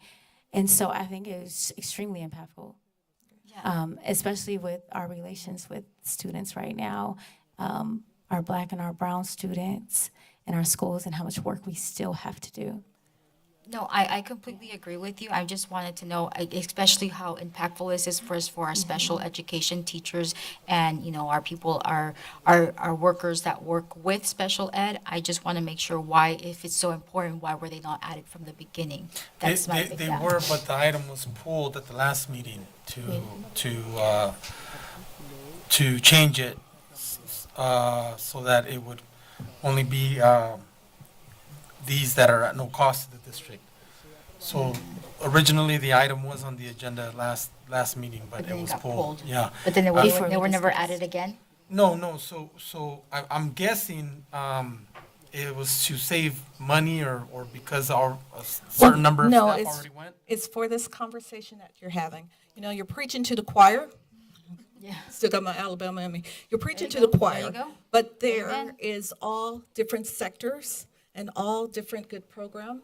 And so if we sent a large constituent and then we were able to get grant for a second, we had to pause and say, okay, come back and let's discuss now paying for additional 5.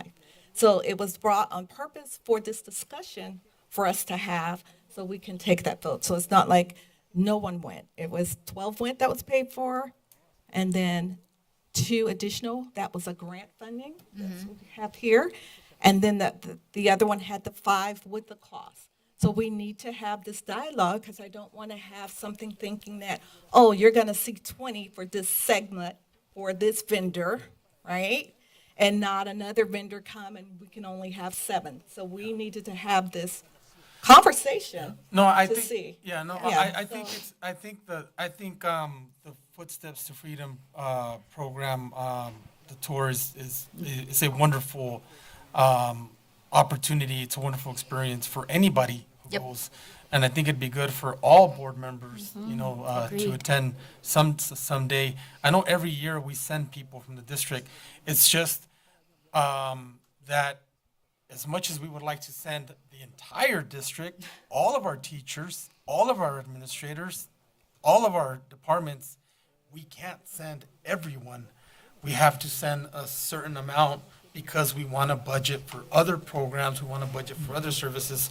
So I don't have a problem approving the item as amended, and I don't think anybody's against it. No. It's just. Had to I have the mean, conversation. It was pulled, yeah. Yeah, it was- we have to it was- have it was this pulled, it's conversation. brought back. I don't mind adding people. It's just, we just want, especially with union representation saying, hey, you guys got to look at how you're spending the money because then there's no money for this. We got to, we don't want to borrow from Peter to pay Paul. And at the end of the day, we just got to keep a more conservative eye on the funds of the district. But I think it's a great program. If you want to add 5 people more, I don't think anybody's against that. I'm okay with it. I'm okay We just with it, want- too. We just We'll- want we'll- to we'll take a budget, vote, but budget. get the Yeah, no, conversation. I totally get that. I totally get that. And this, Well, I think, is we're a gonna let proactive Vice approach. President- I'm okay with this. The problem is that, as Mr. Montez mentioned, we want to send more people. So there's 2 trains of thought. We can leave it at 2 and start a roster for next year. Are there more sessions than 1 a year? Okay, so we'd be looking at It's every 12 year. months out. Okay. Come, yeah.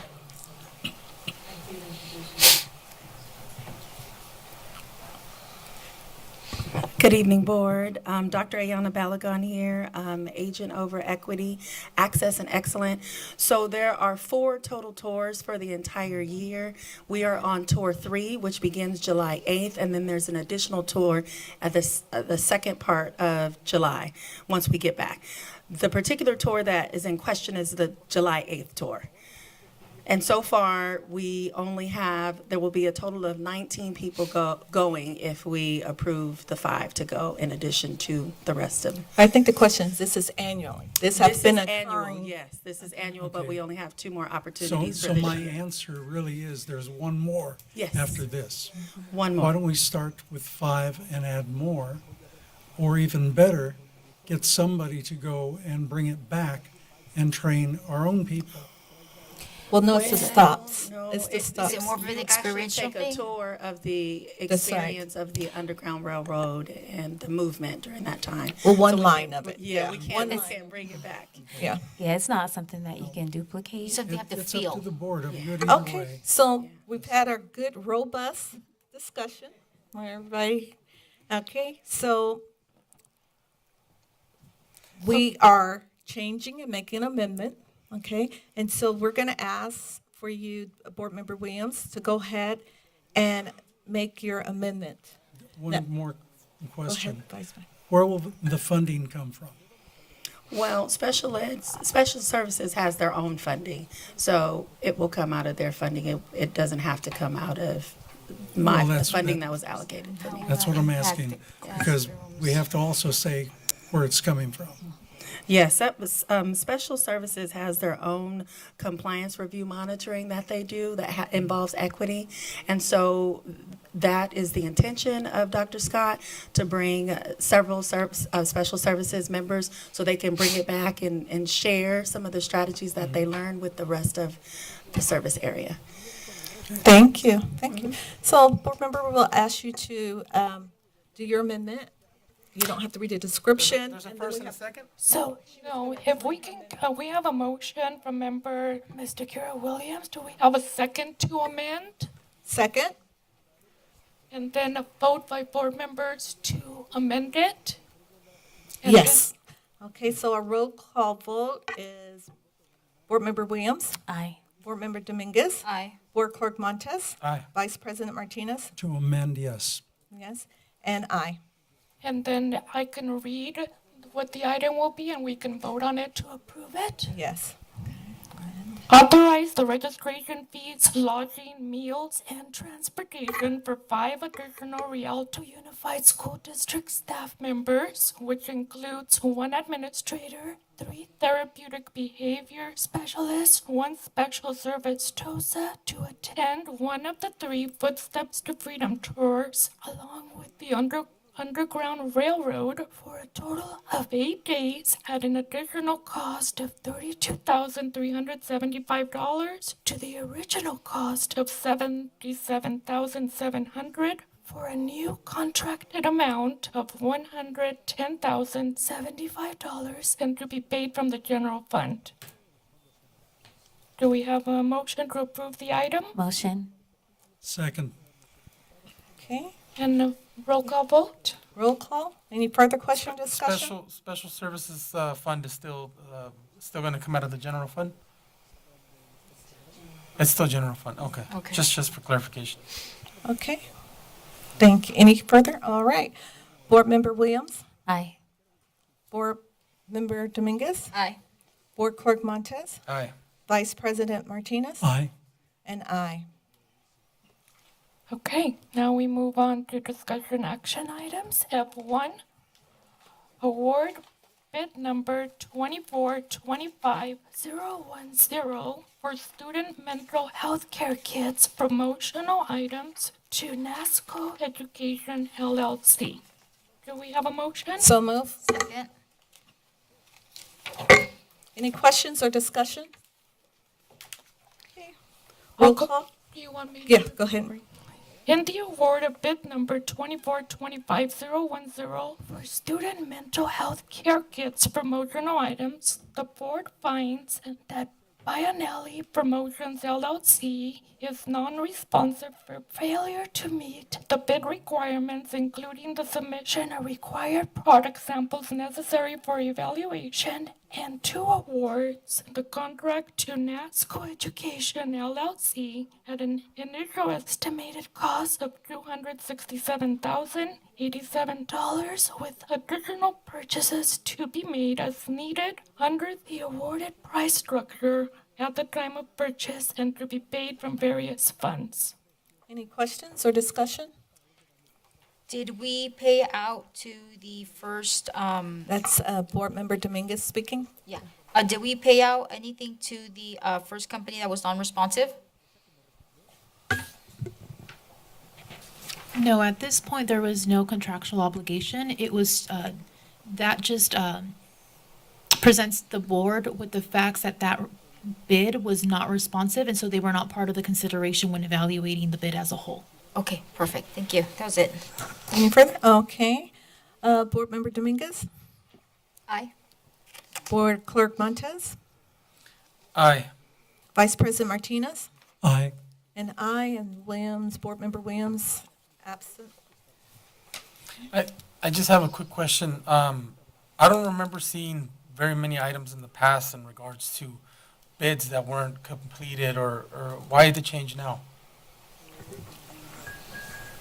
When we hired our current purchasing director, he established a lot of procedures. And I can't speak to what was done in the past because it was not my role.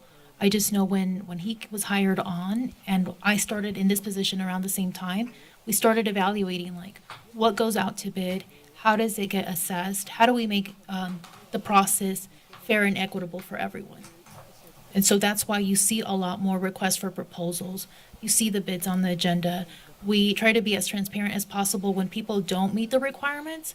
Why weren't they met? What specific requirement wasn't met? After we close out a bid, we look at those items that were missed by bidders, and we try to understand, like, is it something in our bid documents that needs to be clarified or adjusted, or was it just an omission on behalf of the vendor? So every opportunity that we have to kind of assess, we do, just to make sure that we have a fair process for all bidders. Yeah, no, I understand that and appreciate it. I'm just asking, why are we putting it out there? Hey, ABC contractor submitted a bid but didn't fail to complete it. Why is it being thrown? That's what I want to know. What's the? If I can have Ricardo Salazar come up and kind of give you more information. Question and discussion time, you passed on it. You thought about it? Yeah, but there's more coming up. Oh, okay. Good evening, Board. My name is Ricardo Salazar. I have the pleasure of serving our students as the Director of Purchasing Services. And Mr. Montes, thank you so much for the question. It allows us an opportunity to share why we do what we do and take it step by step. So the primary reason is transparency. We want to share with the public the process that we went through, and if a bidder is non-responsive, rather than just listing them non-responsive, listing the reasons. And in those reasons, when the board takes action, it solidifies that we went through this process, we have valid reasons, they've been shared with the community, they've been shared with the bidders, and it's an action that's properly taken to make an award so that there are no challenges in the future. Got it. Thank you. Thank you. Appreciate it. Thank you. F2? Okay, F2, approve deductive change order and file a notice of completion for R.E. Schultz Construction Incorporated for the Phase 2 Playground Equipment and Artificial Turf Installation Project. So move. Second. Approve deductive change order for R.E. Schultz Construction, Inc. in the amount of $192,672.80 for the Phase 2 Playground Equipment and Artificial Turf Installation Project and revise the contract amount from $1,489,960 to $1,297,287.20. Accept the work completed of June 10, 2025, and authorize the district staff to file the notice of completion with the San Bernardino County Recorder. Any questions or discussion? Okay. Board Member Williams? Aye. Board Member Aye. Dominguez? Aye. Board Clerk Montez? Aye. Vice President Martinez? Aye. And I. Item F3, approve an amendment to the agreement with Stepping Stones. Motion? So move. Second. Approve the cost increase of the original agreement of $700,000 by an additional $650,000 for a total cost not to exceed $1,350,000 for the 2024-2025 school year and to be paid from the general fund. Any questions or discussion? Okay. Yeah. Can this be viewed? Too bad legal counsel's not here anymore, but maybe Ms. Kramer could chime in.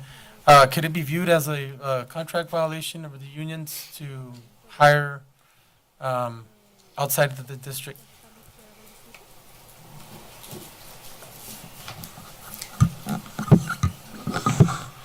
So it would depend on the reasons that we are bringing somebody in. Sometimes we may have an employee that will go out on maternity leave and then take sick leave.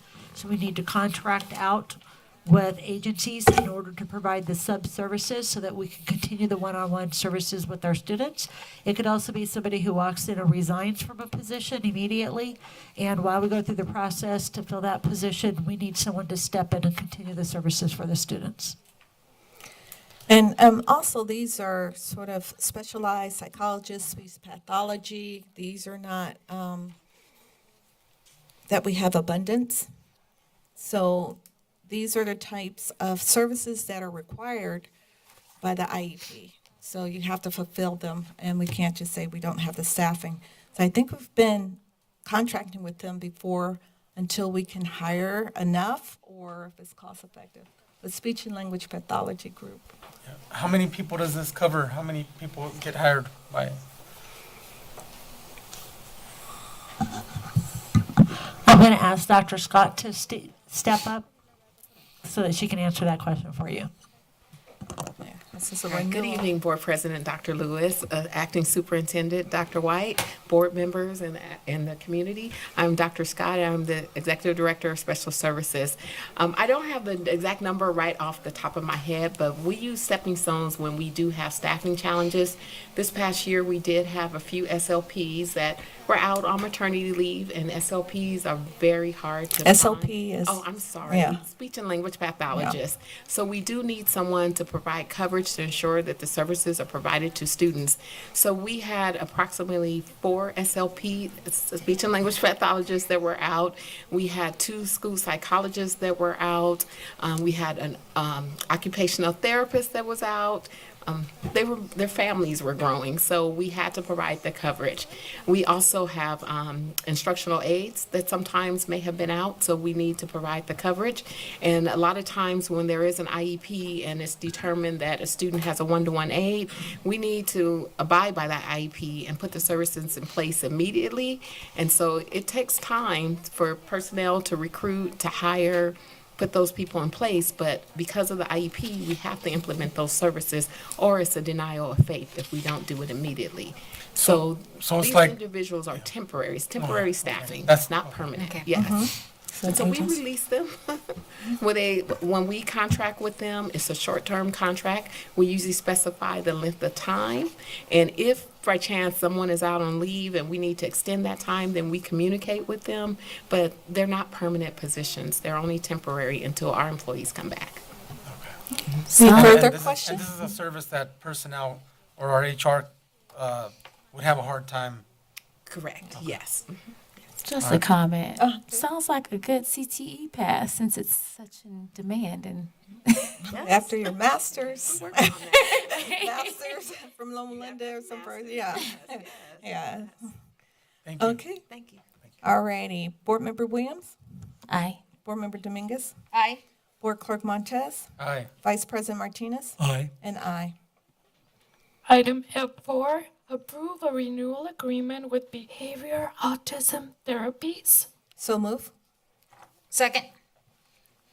Provide applied behavior analyst aids during the 2025-2026 school year effective July 1, 2026 through June 30th. July 1, 2025 through June 30th, 2026 at a cost not to exceed $850,000 and to be paid from the general fund. Any questions or discussion? I have the same exact questions, but if you got the same exact answers, I'm good. They are. Yeah, okay. They are.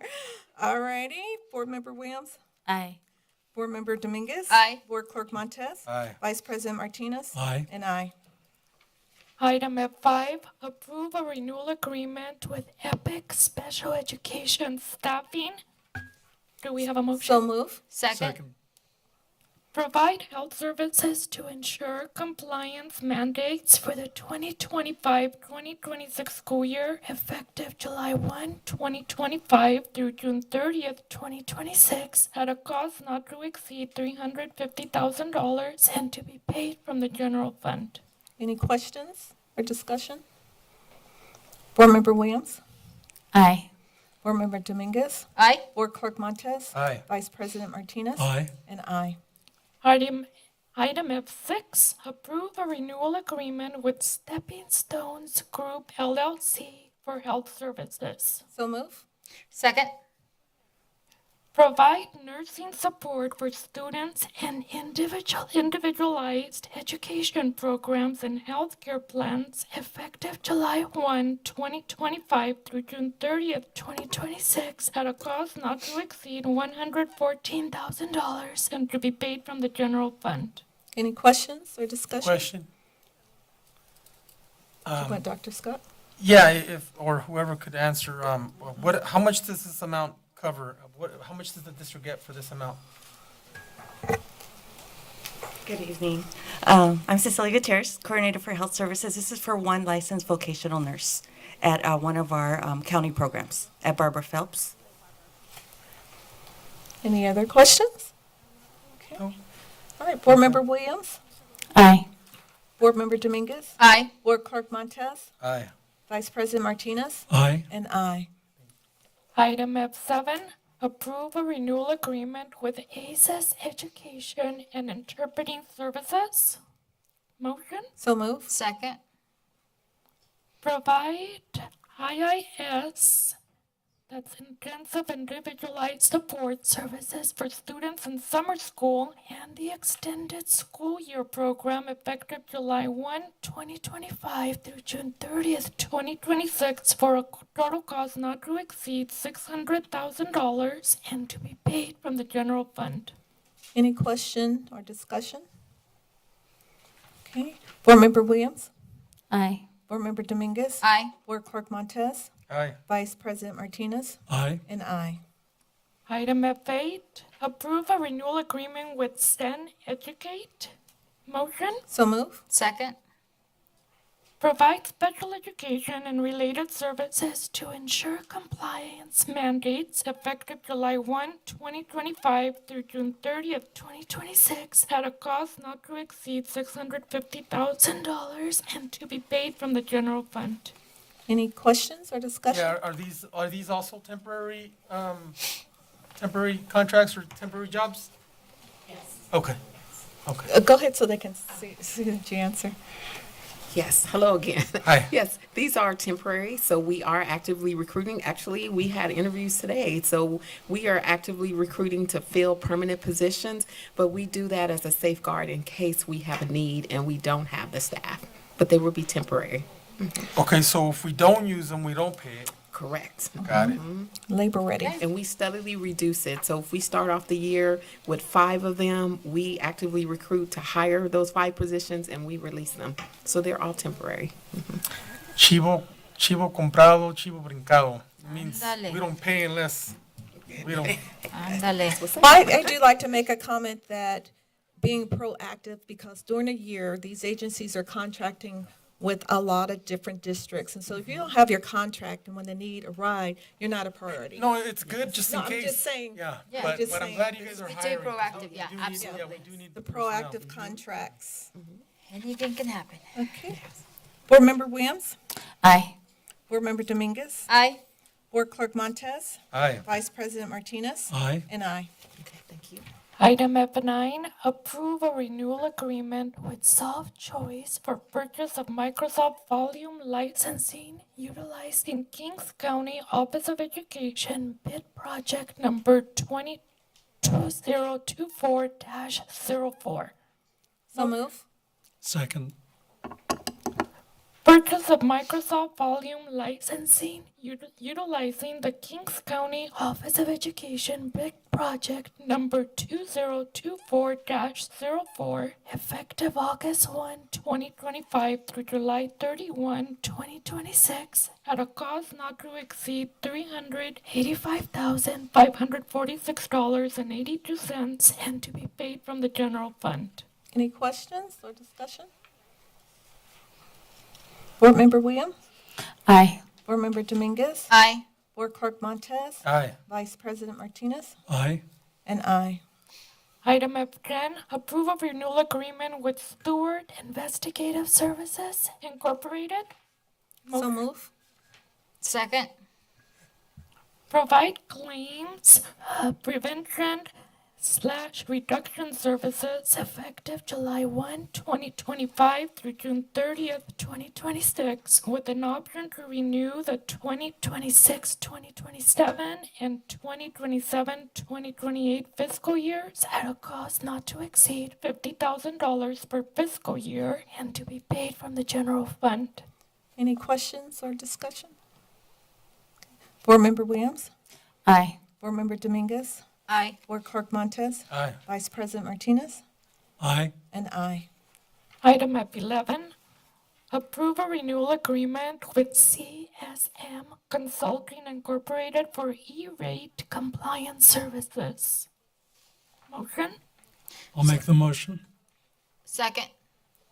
Approve a 3-year renewal agreement with CSM Consulting Incorporated for consulting services for the E-rate program effective July 1, 2025 through June 30th, 2028 at a cost not to exceed $133,500 and to be paid from the general fund. Any questions or Question. discussion? Okay, Board Clerk Montes? Is there anybody in-house that can do this work? If I can have Beth Ann Scantleberry answer the question? Hello. Hello. Good evening.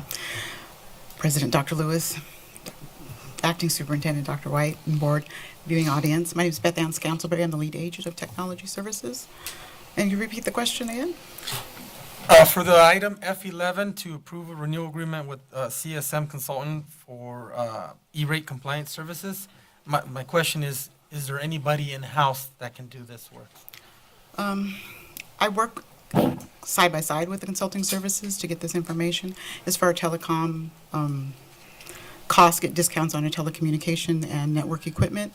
And so the reason why we use the consultant, because there's auditing that happens, and it happens over like a 3-year period. So they can actually go back 2 to 3 years on auditing and making sure they're invoicing and everything that we're purchasing. So it kind of helps me in my day-to-day that I don't have to concentrate on this as much, but it helps throughout. But I could do it myself, but it does take a lot of time.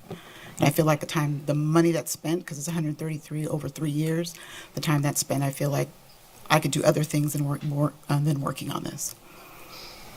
Any further questions? Being the Chief Director of IT, yeah, I'll take your word for it. Thank you. Okay. Thank you. Believe it.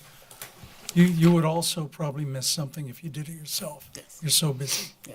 And we've gotten over $1 million back in E-rate discounts and funding, so. Oh, plenty to definitely cover, a lot of money plenty to cover. that I don't want to miss. Yeah, no problem. I'll Thank make a you. motion. Okay, so we're roll call vote now. Board Member Williams? Aye. Board Member Dominguez? Aye. Board Clerk Montes? Aye. Vice President Martinez? Aye. And aye.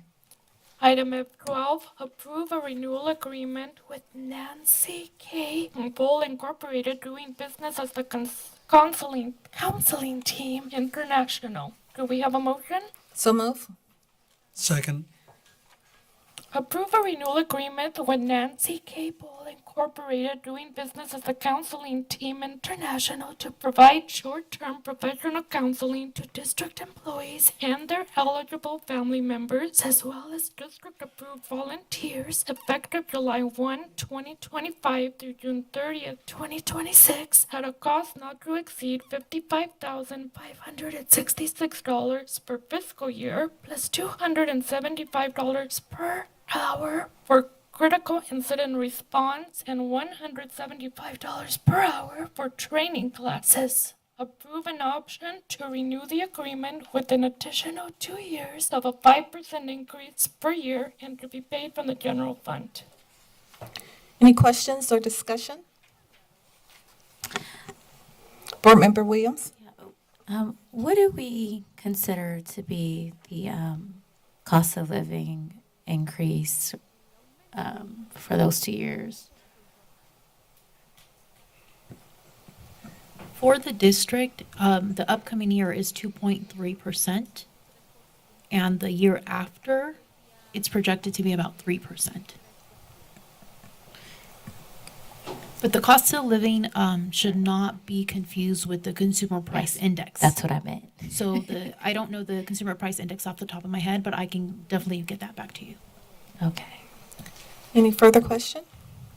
I think being proactive, working with a school district, any large facilities, there are always stress. And that's something that teachers and staff have voiced their concern of no one checks in with them. And of course, we have insurance, but with any mental health insurance, it takes a while to get into with a therapist. So having this crisis team available to be there is something that most large institution, and especially if you're doing with schools these days, you have to make available and accessible and quick response. And so kudos, thank you for us continuing to look at the wellness, not only of our students, but of our staff. Board Member Williams? Aye. Board Member Dominguez? Aye. Board Clerk Montes? Aye. Board Member, Vice President Martinez? Aye. And aye. Item F13, approve a renewal agreement with Stepping Stones Group LLC. Motion. So move. Second. Provide coverage for various professional positions such as school psychologists, speech pathologists, speech and language pathologist assistants, and intensive individual support for students with an individualized education program effective July 1, 2025 through June 30th, 2026 at a cost not to exceed $500,000 and to be paid from the general fund. Any questions? How many people will this hire?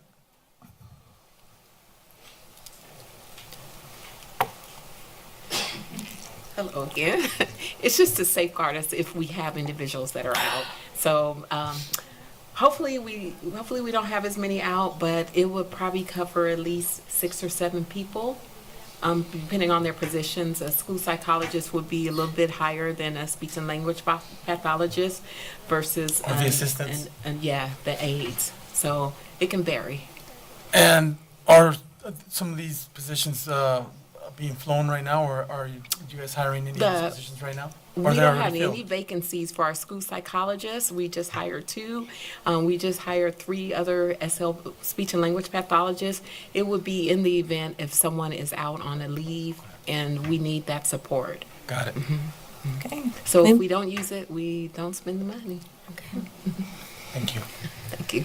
Any further questions or discussion? Just a comment. Okay. I'd rather pay for this than let it go to attorneys. Exactly. Being proactive, yes. Is that a mic drop moment? Okay.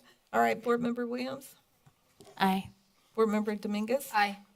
Board Clerk Montes? Aye. Vice President Martinez? Aye. And aye. Item F14, approve a renewal agreement with the Chief 3000 for Rialto High School. So move. Second.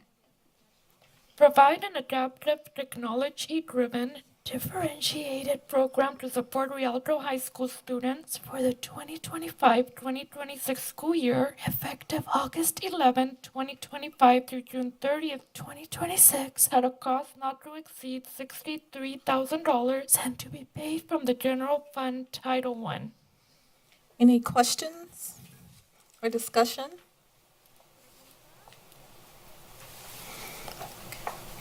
Board Member Williams? Aye. Board Member Dominguez? Aye. Board Clerk Montes? Aye. Vice President Martinez? Aye. And aye. Item F15, approve a renewal agreement with Inami Incorporated Gold Book. Do we have? So move. Second. Approve a 3-year renewal agreement with the NAMI Incorporated Goal Book to provide instructional design and goal writing support for up to 284 special education teachers and related service providers for an annual cost of $143,633 effective July 1, 2025 through June 30th, 2028 at a cost not to exceed $430,899 and to be paid from the general fund. Any questions? Discussion? Board Member Williams? Aye. Board Member Dominguez? Aye. Board Clerk Montez? Aye. Vice President Martinez? Aye. And aye. F16, approve a renewal agreement with Final Site Incorporated. So move. Second.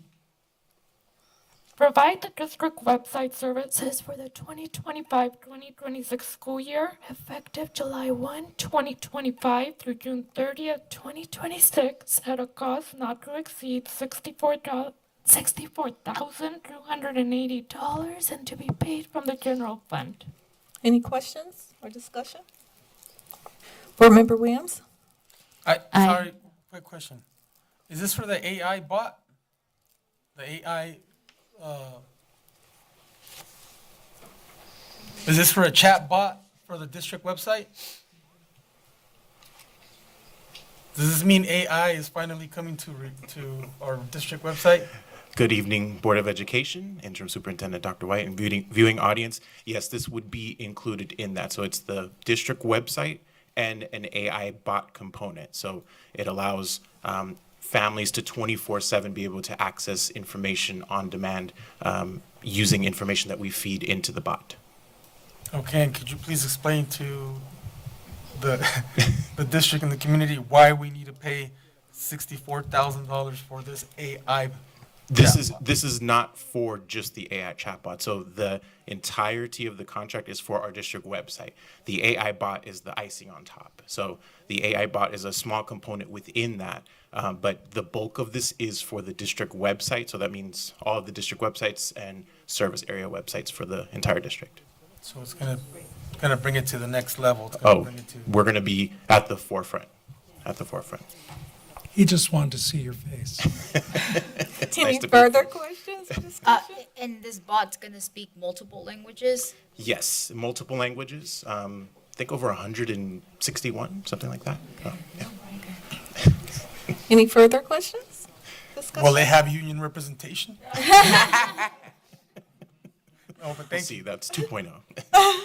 Okay, that was a good answer. Thank you. Okay, Board Member Williams? Aye. Board Member Dominguez? Aye. Board Clerk Montez? Aye. Vice President Martinez? Aye. And aye. And Yep. thank you.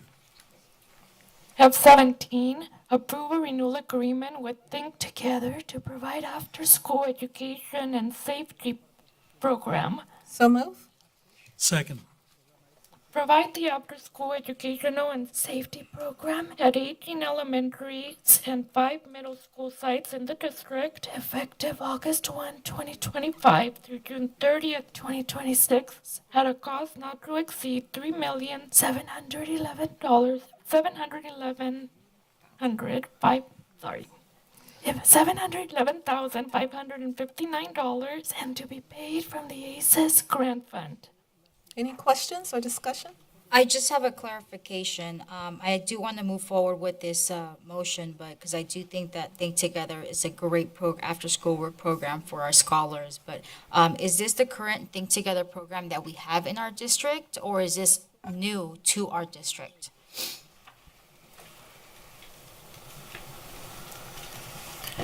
Good evening, Board President Dr. Lewis, board members, viewing audience, Interim Superintendent Dr. White.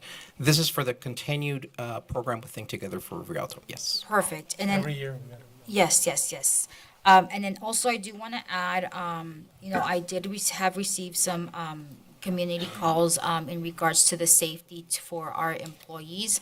I just want to make sure that our safety chief, our new safety chief, and our security officers are aware that we have to continue keeping our contractors safe as well. Even though they're not technically hired through Rialto School District, they still are a part of Rialto School District, and we need to keep them safe as well. As safety is our first priority and will continue to be our first priority. We need to keep those kids safe because they are still on our campuses. So, and then again, Think Together is a great program. My kids love it. They make me turn around if I pick them up too early. So, That is correct. That's it. Thank you. Okay, Board Member Williams? Aye. Board Member Dominguez? Absolutely, aye. Board Clerk Montez? Aye. Vice President Martinez? Aye. And aye. Item F18, approve a renewal agreement with Think Together. So move. Second. provide after-school learning program services for the 2025-2026 school year, effective August 1, 2025 through June 30th, 2026, at a cost not to exceed $8,515,008 and to be paid from the general fund ELOP account. Any questions or discussion? Just discussion. So a lot of families, as Board Member Dominguez mentioned, really love the Think Together program and have had really great experiences with it. I want to make sure that we are, when we implement for this coming year, that we're providing a program that's consistent across the schools. On paper, it looks like it's consistent, but I'm not sure we have the monitoring and the data to show that all the kids are getting the robust program that it looks like on paper. And I'm not sure how to go about that. If it's a matter of surveying students also, like we did with the local indicators earlier, that was actually pretty cool. But just wanted to make that comment that I know the experiences at each school don't seem to be consistent, even though it looks like they all have the same program. It doesn't seem like it's running the same. So we want to make sure that it's equitable at each site. And I know like the elementary schools differ from the middle schools, and I've seen some happy students, and I've seen some students that, have some more, additional challenges. So I just want to put that, I want to make sure we pay attention to what it really looks like on a daily basis for each of our students. Okay, any further questions or discussion? I love Think Together. Okay, Vice President Martinez. For the public, even though it looks the same, F-17 and F-18, please explain to the public what this is. Hello again, Norberto Perez, Lead Agent of Expanded Learning Programs and Safety Innovation. I almost forgot my title. My apologies. To explain, the second item, F-18, actually enhances the grant from the ACES grant that we received from the state. This adds more capacity to every single school site. With the current ACES grant, we are only able to have 80 capacity per actual school. With the ELOP enhancement, we now allow up to 160, which has eliminated any wait list whatsoever. It also adds the 30 days of non-instructional enrichment that we do throughout non-instructional days, such as Saturdays, breaks such as winter break, summer, which is around the corner, which is right now. And additionally, our UTK, which is our Universal Transitional Kindergarten Program, which allows us a 9-hour program for our TK students. Any further question? Yeah, just a question. So for the TKs, the 9-hour program, I know this past year, the students, I believe, had to be in like the morning program and then, back up. Now we have different schedule for TK. Okay, so never mind of that. and just for you guys, we used to have a 3-hour programs, and you would either go in the morning or the afternoon, and depending on if you got in the additional learning opportunity, I forgot what it was called. If your student was in one or the other, you may not have been able to go to Think Together because there would have been a gap. So now that issue's been resolved, thank you. Correct. Okay. All right, Board Member Williams? Aye. Board Member Dominguez? Absolutely aye. Board Clerk Montez? Aye. Vice President Martinez? Aye, and thank you. And aye. Item F-19, approve an agreement with NTR Therapeutic Writing. So move. Second. Provide compensatory education as a part of a settlement agreement effective July 1, 2025 through July 30th, 2027 at a cost not to exceed $65,000 and to be paid from the general fund. Any questions or discussion? Vice Yes, I have President a Martinez? question. $65,000. Let me guess that we were not able to provide something and we got dinged? Yes, that is correct. So it's compensatory education for a student who needed OT, occupational therapy, speech and language, and also physical therapy. So this particular company offers horse therapy, which is a therapeutic approach to provide, support for gross motor development with the PT. And so this particular parent, that's what they requested. And so that would settle great any therapy, by dispute. the way. Yes, yes, settle any dispute versus going to due process. We could have bought the horse for that. Hey, we could But not feed it. Yes. All right. Thank you. Thank you. Any further questions? All right. Board Member Williams? Aye. Board Member Dominguez? Aye. Board Clerk Montes? Aye. Vice President Martinez? Aye. And aye. Item F20, approve an agreement with AB 104 California Education Program for Rialto Adult School. So move. Second. To qualify as an active member of the CAEP California Adult Education Program AB 104 and receive an allotment of $1,415,152 for the 2025-2026 fiscal year and monies that can be used until December 31st, 2027. Any questions or discussion? Yeah, after December 1st, 2027, the monies can't be used for the program? Correct. So this round of allotments has to be used by 2027, but you will see this item brought to you annually for the upcoming years. So the money has to be used before the deadline, and if it's not, what happens to the money? Well, in theory, you would send it back, but we make sure that doesn't happen. Thank you.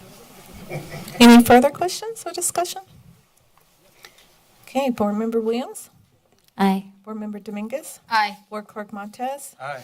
Vice President Martinez? Aye. And aye.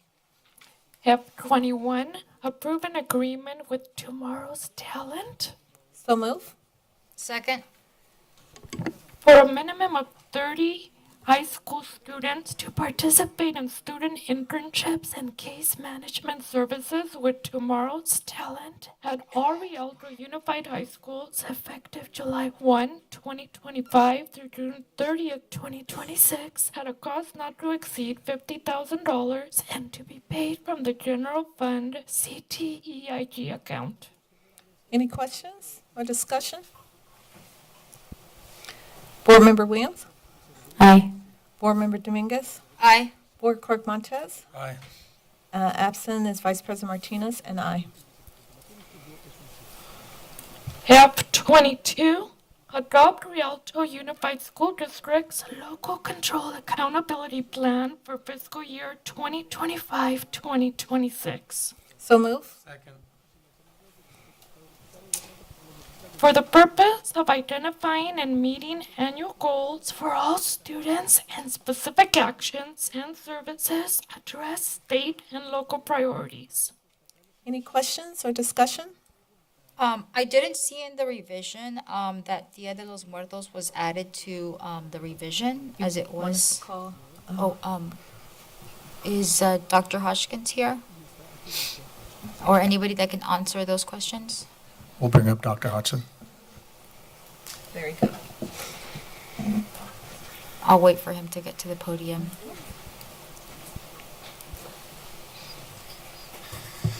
Good evening, Dr. Lewis, Board, Interim Dr. White. I started to hear the question, but I missed it. Yeah, that's why I stopped. Okay.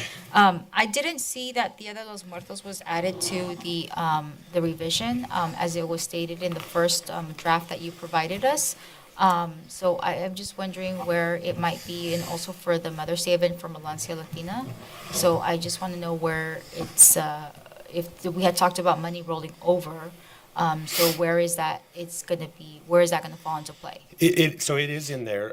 So. Can you tell me what? Yeah, so we made two changes on, it prints out like a little bit different. So on action 3.4, you'll see we added the, What page is that?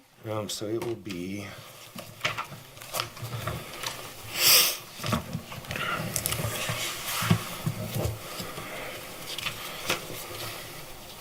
so on page 86. 86, yeah, that's where the last one was at.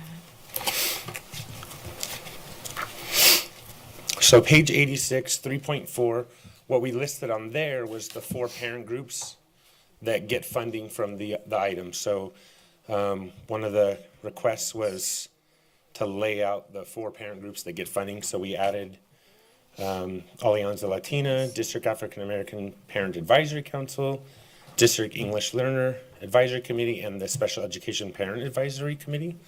So we laid the groups out, and then the way the actions work in the LCAP, you add details to a different part, but then it shows up elsewhere. So the part where you'll find,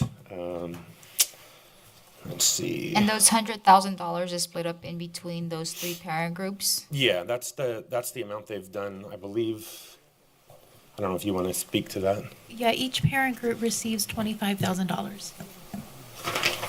Okay, and it's 1, 2, 3, 4. Okay, so that's 125. Okay. And then I didn't see the strategic plan in this either. For the gotcha. And then you'll see on page 168. So page 168, it's behind section 6 in your binder. We added in, so like I said, it's part of that same action, and then you can show examples on the right, kind of in the right middle. You'll see we added Dia de los Muertos. We did not add, I didn't remember the request last time with the Mother's Day. We did add the Dia de los Muertos to that as examples. It's not limiting, it's just, these are some of the examples. yeah, that those because parent Dia de groups los do. Muertos, I mean, sorry, the Mother's Day event was on here, and that's why I had asked for if the money was going to roll over. So if the money wasn't used last year for the Mother's Day, wouldn't that roll over to Alianza Latina to have more in their funds? No, we don't function in that manner. So we make the assumption that the group is going to plan for activities that they're going to host in the current year within that 25,000. Now, if through their planning they identify that maybe they need another $2,000 or $3,000, then that request gets done through the Ed Services sponsor, and we work those details out. Okay, can I make a motion to approve the LCAP with amended to add the Mother's Day event to this? You can't. She said it goes to the Oh, group. I see. Yeah, you can't the group, specify. It's so- the group that they have to. It doesn't necessarily limit us. I think the events that are reflected there are just as a reference. But Okay. it's really the group that decides how they want to engage the community. Okay, I see what you're saying. And just as a point of clarification that I think it's important for the public to know is, this is for those activities they choose to sponsor. In the case of Dr. Balagon, for example, she provides professional development for DayPAC, but that's done through her budget. Manny's, Dr. Bisiaga has done that in the past, Dr. Perez has done that in the past. And so when it comes to professional development, we build it into the budget that supports the group. So the money that's allocated there is strictly for their discretion. Okay, I see what you're saying. Okay, perfect. All right, thank you. Thank you. Board Member Williams? Aye. Board Member Dominguez? Aye. Board Clerk Montez? Aye. Vice President Martinez? Aye. And aye. F23, adoption of budget for fiscal year 2025-2026. So move. Second. Adopt the fiscal year 2025-2026 budget, including commitment of funds and all stated conditions for the following funds: general, adult education, child development, cafeteria, deferred maintenance, building fund, capital facilities, state school building and modernization, special reserve, bond interest and redemption, and other enterprise fund. Any questions or comments, discussion? Board Member Williams? Aye. Board Member Dominguez? Aye. Board Clerk Montez? Aye. Vice President Martinez? Aye. And aye. F 24, adopt resolution number 242566 for management, confidential, and supervisory stipends for the 2024-2025 school year. So move. Second. Discussion? Any questions? Discussion? Yeah, so these amounts, they're in alignment or competitive with other school districts? Question mark. So this resolution was approved in May. This was to meet the guidelines with PERS through the retirement system. They had asked that we brought the resolution forward just to make sure that the board actually approved all of these stipends and extra amounts that we do give to our management staff for longevity purposes, also for professional growth and the confidential stipends that we've been paying since 1996. And so the reason we're bringing this MOU forward now is they did ask on the bottom of page 263 for the longevity amount that we included the dollar amount. That was the only change they asked for us to make on the resolution. So these figures do align with the figures that are on the actual salary schedules that come to the board when we have salary increases that are approved. Board Member Williams? Aye. Board Member Dominguez? Aye. Board Clerk Montez? Aye. Vice President Martinez? Aye. And aye.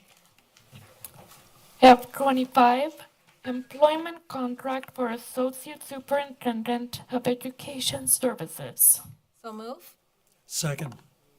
Approve the employment contract for John Black, EDD, to serve as the Associate Superintendent, Education Services. Prior to the vote on this item, consistent with Government Code Section 54953, the Board President will orally report a summary for the salary compensation provided under this contract. Need the sheet of paper.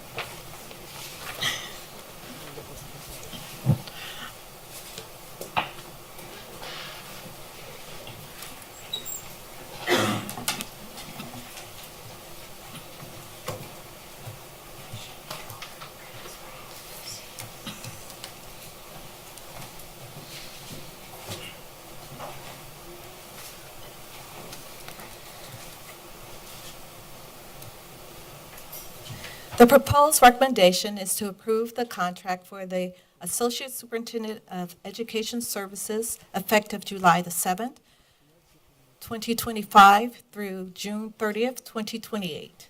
The Associate Superintendent base salary shall be $250,763.80 per year for 12 months of service plus $12,538.00 for his doctoral stipend, and that the Associate Superintendent Education Service shall be entitled to 23 days of annual vacation with pay. Vacation accrual cease beyond 40 days of accrual unused vacation. Is there a motion? We have a second, We had a motion and second. and let's go ahead and vote by board member. Board Member Williams?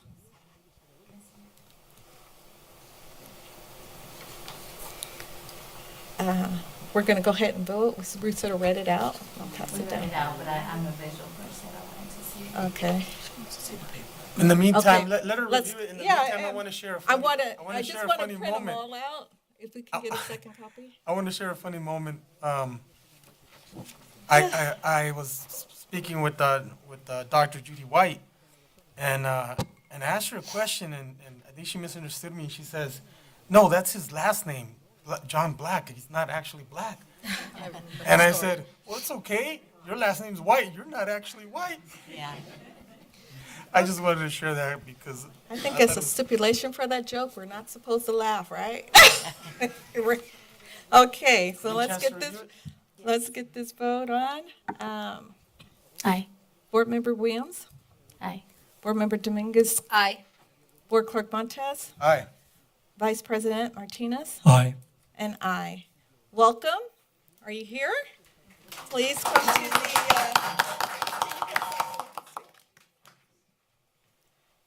well, let them introduce them. We'll all shake. Sometimes they walk over. All right, okay. I always have that one. Good evening, President Lewis, Vice President Martinez, Clerk Montez, Member Dominguez, and Member Williams, Interim Superintendent White, esteemed colleagues, and community members. It is truly an honor to stand before you tonight as the new Associate Superintendent of Education Services for Rialto Unified School District. I want to begin by expressing my sincere gratitude to the Board of Education for your confidence in me. I am humbled by the opportunity to serve in this role, and I'm deeply aware of the responsibility it carries. To Interim Superintendent White, thank you for your leadership during this transitional time and for your commitment to educational excellence in Rialto. Your guidance is leading a strong foundation, and I look forward to building upon it in partnership with you and the dedicated team of professionals across the district. I'd be remiss if I didn't take a moment to acknowledge Mrs. Snow, my 8th grade U.S. history teacher, whose passion for teaching and belief in her students lit a fire in me that has never gone out. She didn't just teach history, she made me believe I could make it, and that spark is the reason I'm standing here today as an educator. As someone who grew up in Rialto, this moment carries special meaning. This is the community that raised me, shaped me, and believed in me before I ever believed in myself. To be able to return and serve in the city that helped form the person I am today is not just a job, it's a calling. As an educator, I've always believed that the heart of our work is students, their growth, their voices, their future. And Rialto has a reputation for putting students first, and that's what excites me the most. I'm here to listen, to learn, and to lead with purpose, ensuring that every student, regardless of background or circumstance, has access to rigorous, meaningful learning experiences that prepare them not just for college and career, but for life. In the coming weeks and months, I look forward to visiting schools, meeting our phenomenal teachers and site leaders, and connecting with families and community partners. Together, I know we can continue moving Rialto forward with innovation, integrity, and unwavering equity. Thank you again for this incredible opportunity. I'm ready to get to work. Thank you, and I think we're gonna all.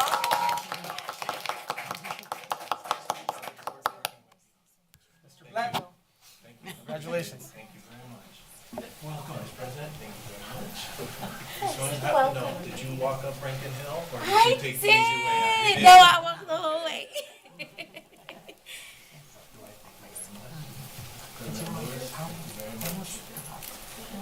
That's a good started. She's like, no.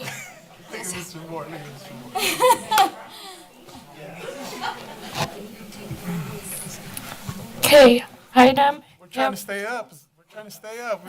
Okay. Item F26, employment contract for Associate Superintendent, Human Resources. So move. Second. Approve the employment contract for Denise Ellis, EDD, to serve as the Associate Superintendent, Human Resources. Prior to the vote on this item, consistent with Government Code Section 54953, the board president will orally report a summary of the salary compensation provided under the contract. The proposed recommendation is approve the contract for Associate Superintendent of Human Resource effective July the 1st, 2025 through June 30th, 2028. The Associate Superintendent base salary shall be $250,763.88 per 12 years for 12 months. Wouldn't that be nice, huh? A service. $12,500, heard that pin drop, boop, at $38.00. I know. getting late these eyes, right? For her doctoral stipend, and that the Associate Superintendent, Human Resources shall be entitled to 23 days of annual vacation with pay. Vacation accrual cease beyond 40 days of accrual unused vacation. All righty. Vote by Board Member Williams. Aye. Board Member Dominguez. Aye. Board Clerk Montez. Aye. Vice President Martinez. Aye. And aye. And I'm sorry I tried to pair you up. Welcome, welcome. We'd like to hear from you, Dr. Ellis. I asked him to borrow his speech, but he wouldn't have it. So I'm Denise Ellis. Good evening, Board President, board members, and Dr. White, and new colleagues. I'm very excited to be here. I have extensive experience in education, teaching both at the college level and elementary school, and I share that with you because I got my start here in Rialto. And so I am so humbled to be back here. I worked at Boyd Elementary and go Myers Boyd. Elementary, and so I just am really honored to be back here and give back to the district that started my foundation and has helped me really grow in my educational career. So I'm really humbled to be here. Thank you so much for this opportunity, and I look forward to continuing the work. I have big shoes to fill. I know that, and I'm excited to continue the work in HR has been doing and continue to help the district grow and move forward. So thank you so much for the opportunity. Welcome.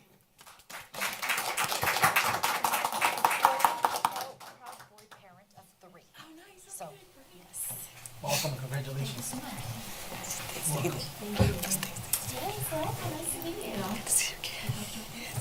Unapproachable, we're here. Okay, thank you so much.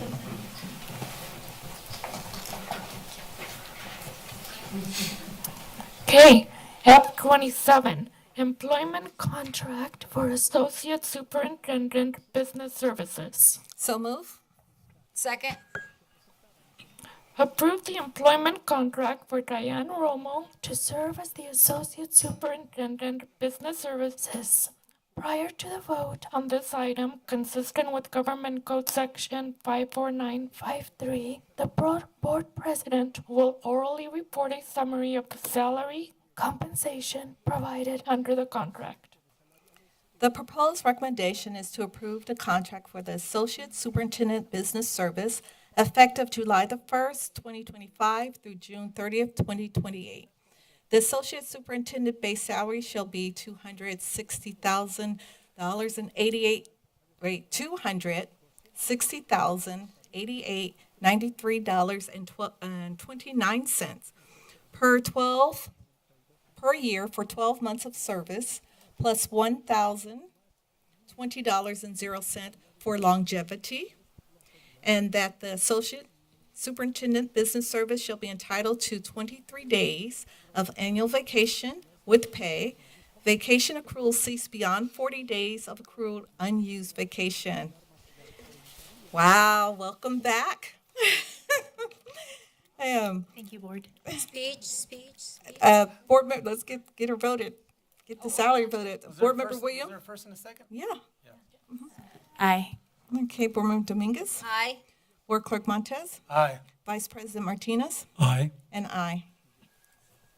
I just want to say thank you to the board and to Dr. White in realizing that a lot of our own people were kept down for so long. So we're finally starting to fairly compensate our not only new people coming into, but the people, existing people that have been here doing the hard work for many years. So thank you guys.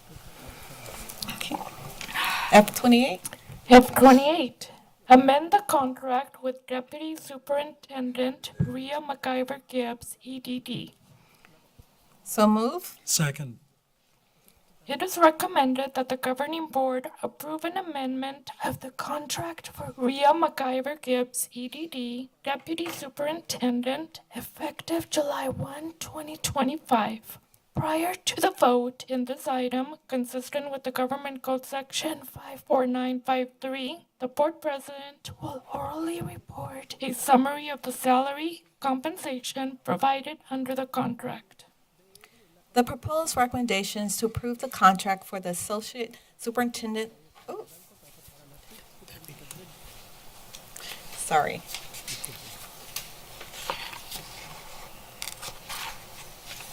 Deputy Superintendent, I have associate, I don't have the deputy superintendent. You got all of them right Yeah, there. but I'm saying, this was saying the same thing. This deputy. Associate, isn't it deputy superintendent? Associate. Associate. It's a deputy. Rhonda has it. You know, these eyes are seasoned, but they're laser focused. All right. Pursuant to Government Code 54953, the proposed recommendation is to approve and amend to the contract for the deputy superintendent effective July 1, 2025. The deputy superintendent contract shall be extended to June 30th, 2028. All other terms and conditions of the contract for employment, including those related to salary and fringe benefits, are unchanged. Vote by Board Member Williams. Aye. Board Member Dominguez. Aye. Board Clerk Montez. Aye. Vice President Martinez. Aye. And aye. Thank you. Thank you. Welcome back. Thank you. Congratulations. Okay, yes, well, and you're one that's really just filled the shoes, stepped in, and the glue. And welcome to our formal circle back from Rialto, come back home. Yes, you train up a child, and away you go, and Boyd get Elementary. educated and get degrees and come back and serve the students. Boyd Elementary. Thank you so much. You gotta come visit. So Vice Bulldogs. President wanted to make a comment on F3. Yes, I want to revisit that. It kept bothering me and, I don't know, just that way. So it reads $650,000 added cost, or let me read the whole thing. Approve the cost increase of the original agreement of $700,000 by an additional $650,000 for a total cost not to exceed $1,350,000 for the 24-25 school year. That ends in little over 30 days. July It's a 1, misprint. June 30th. So that's a lot to use. We'll make a motion to correct the. Let's just make her confirm, Dr. Scott to confirm. Yeah, is Dr. Scott still here? Yeah, just to confirm these dates, 240. She's petite, but she's fast. Us little ones are. In the meantime, I want to share a really quick funny moment again. Do we have our Please, human no dad resource? jokes. No dad jokes. I got a text message from a friend today. A friend in the district who said, "Bye, Felicia." And I texted back and I said, "Why?" They said, "'Cause I'm retiring." I said, "Well, bye, Felicia, to you too." Okay. So- Where is she at? Is Dr. Scott still here? So we need to try to confirm, is this the write-up? Is this actually the wrong year? I think it's just I think it's a mistype.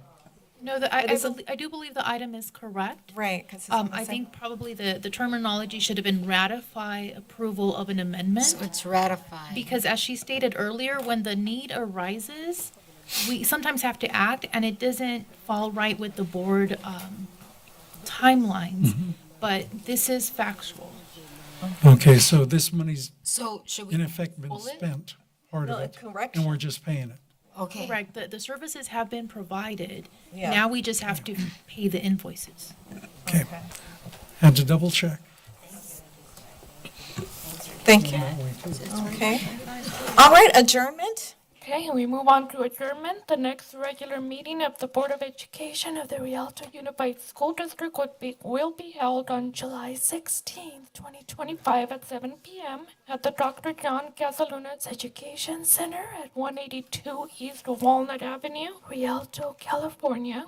Materials distributed or presented to the Board of Education at the board meeting are available upon request from the superintendent's office.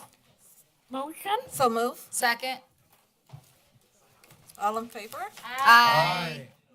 And the time is 9:52. Hey.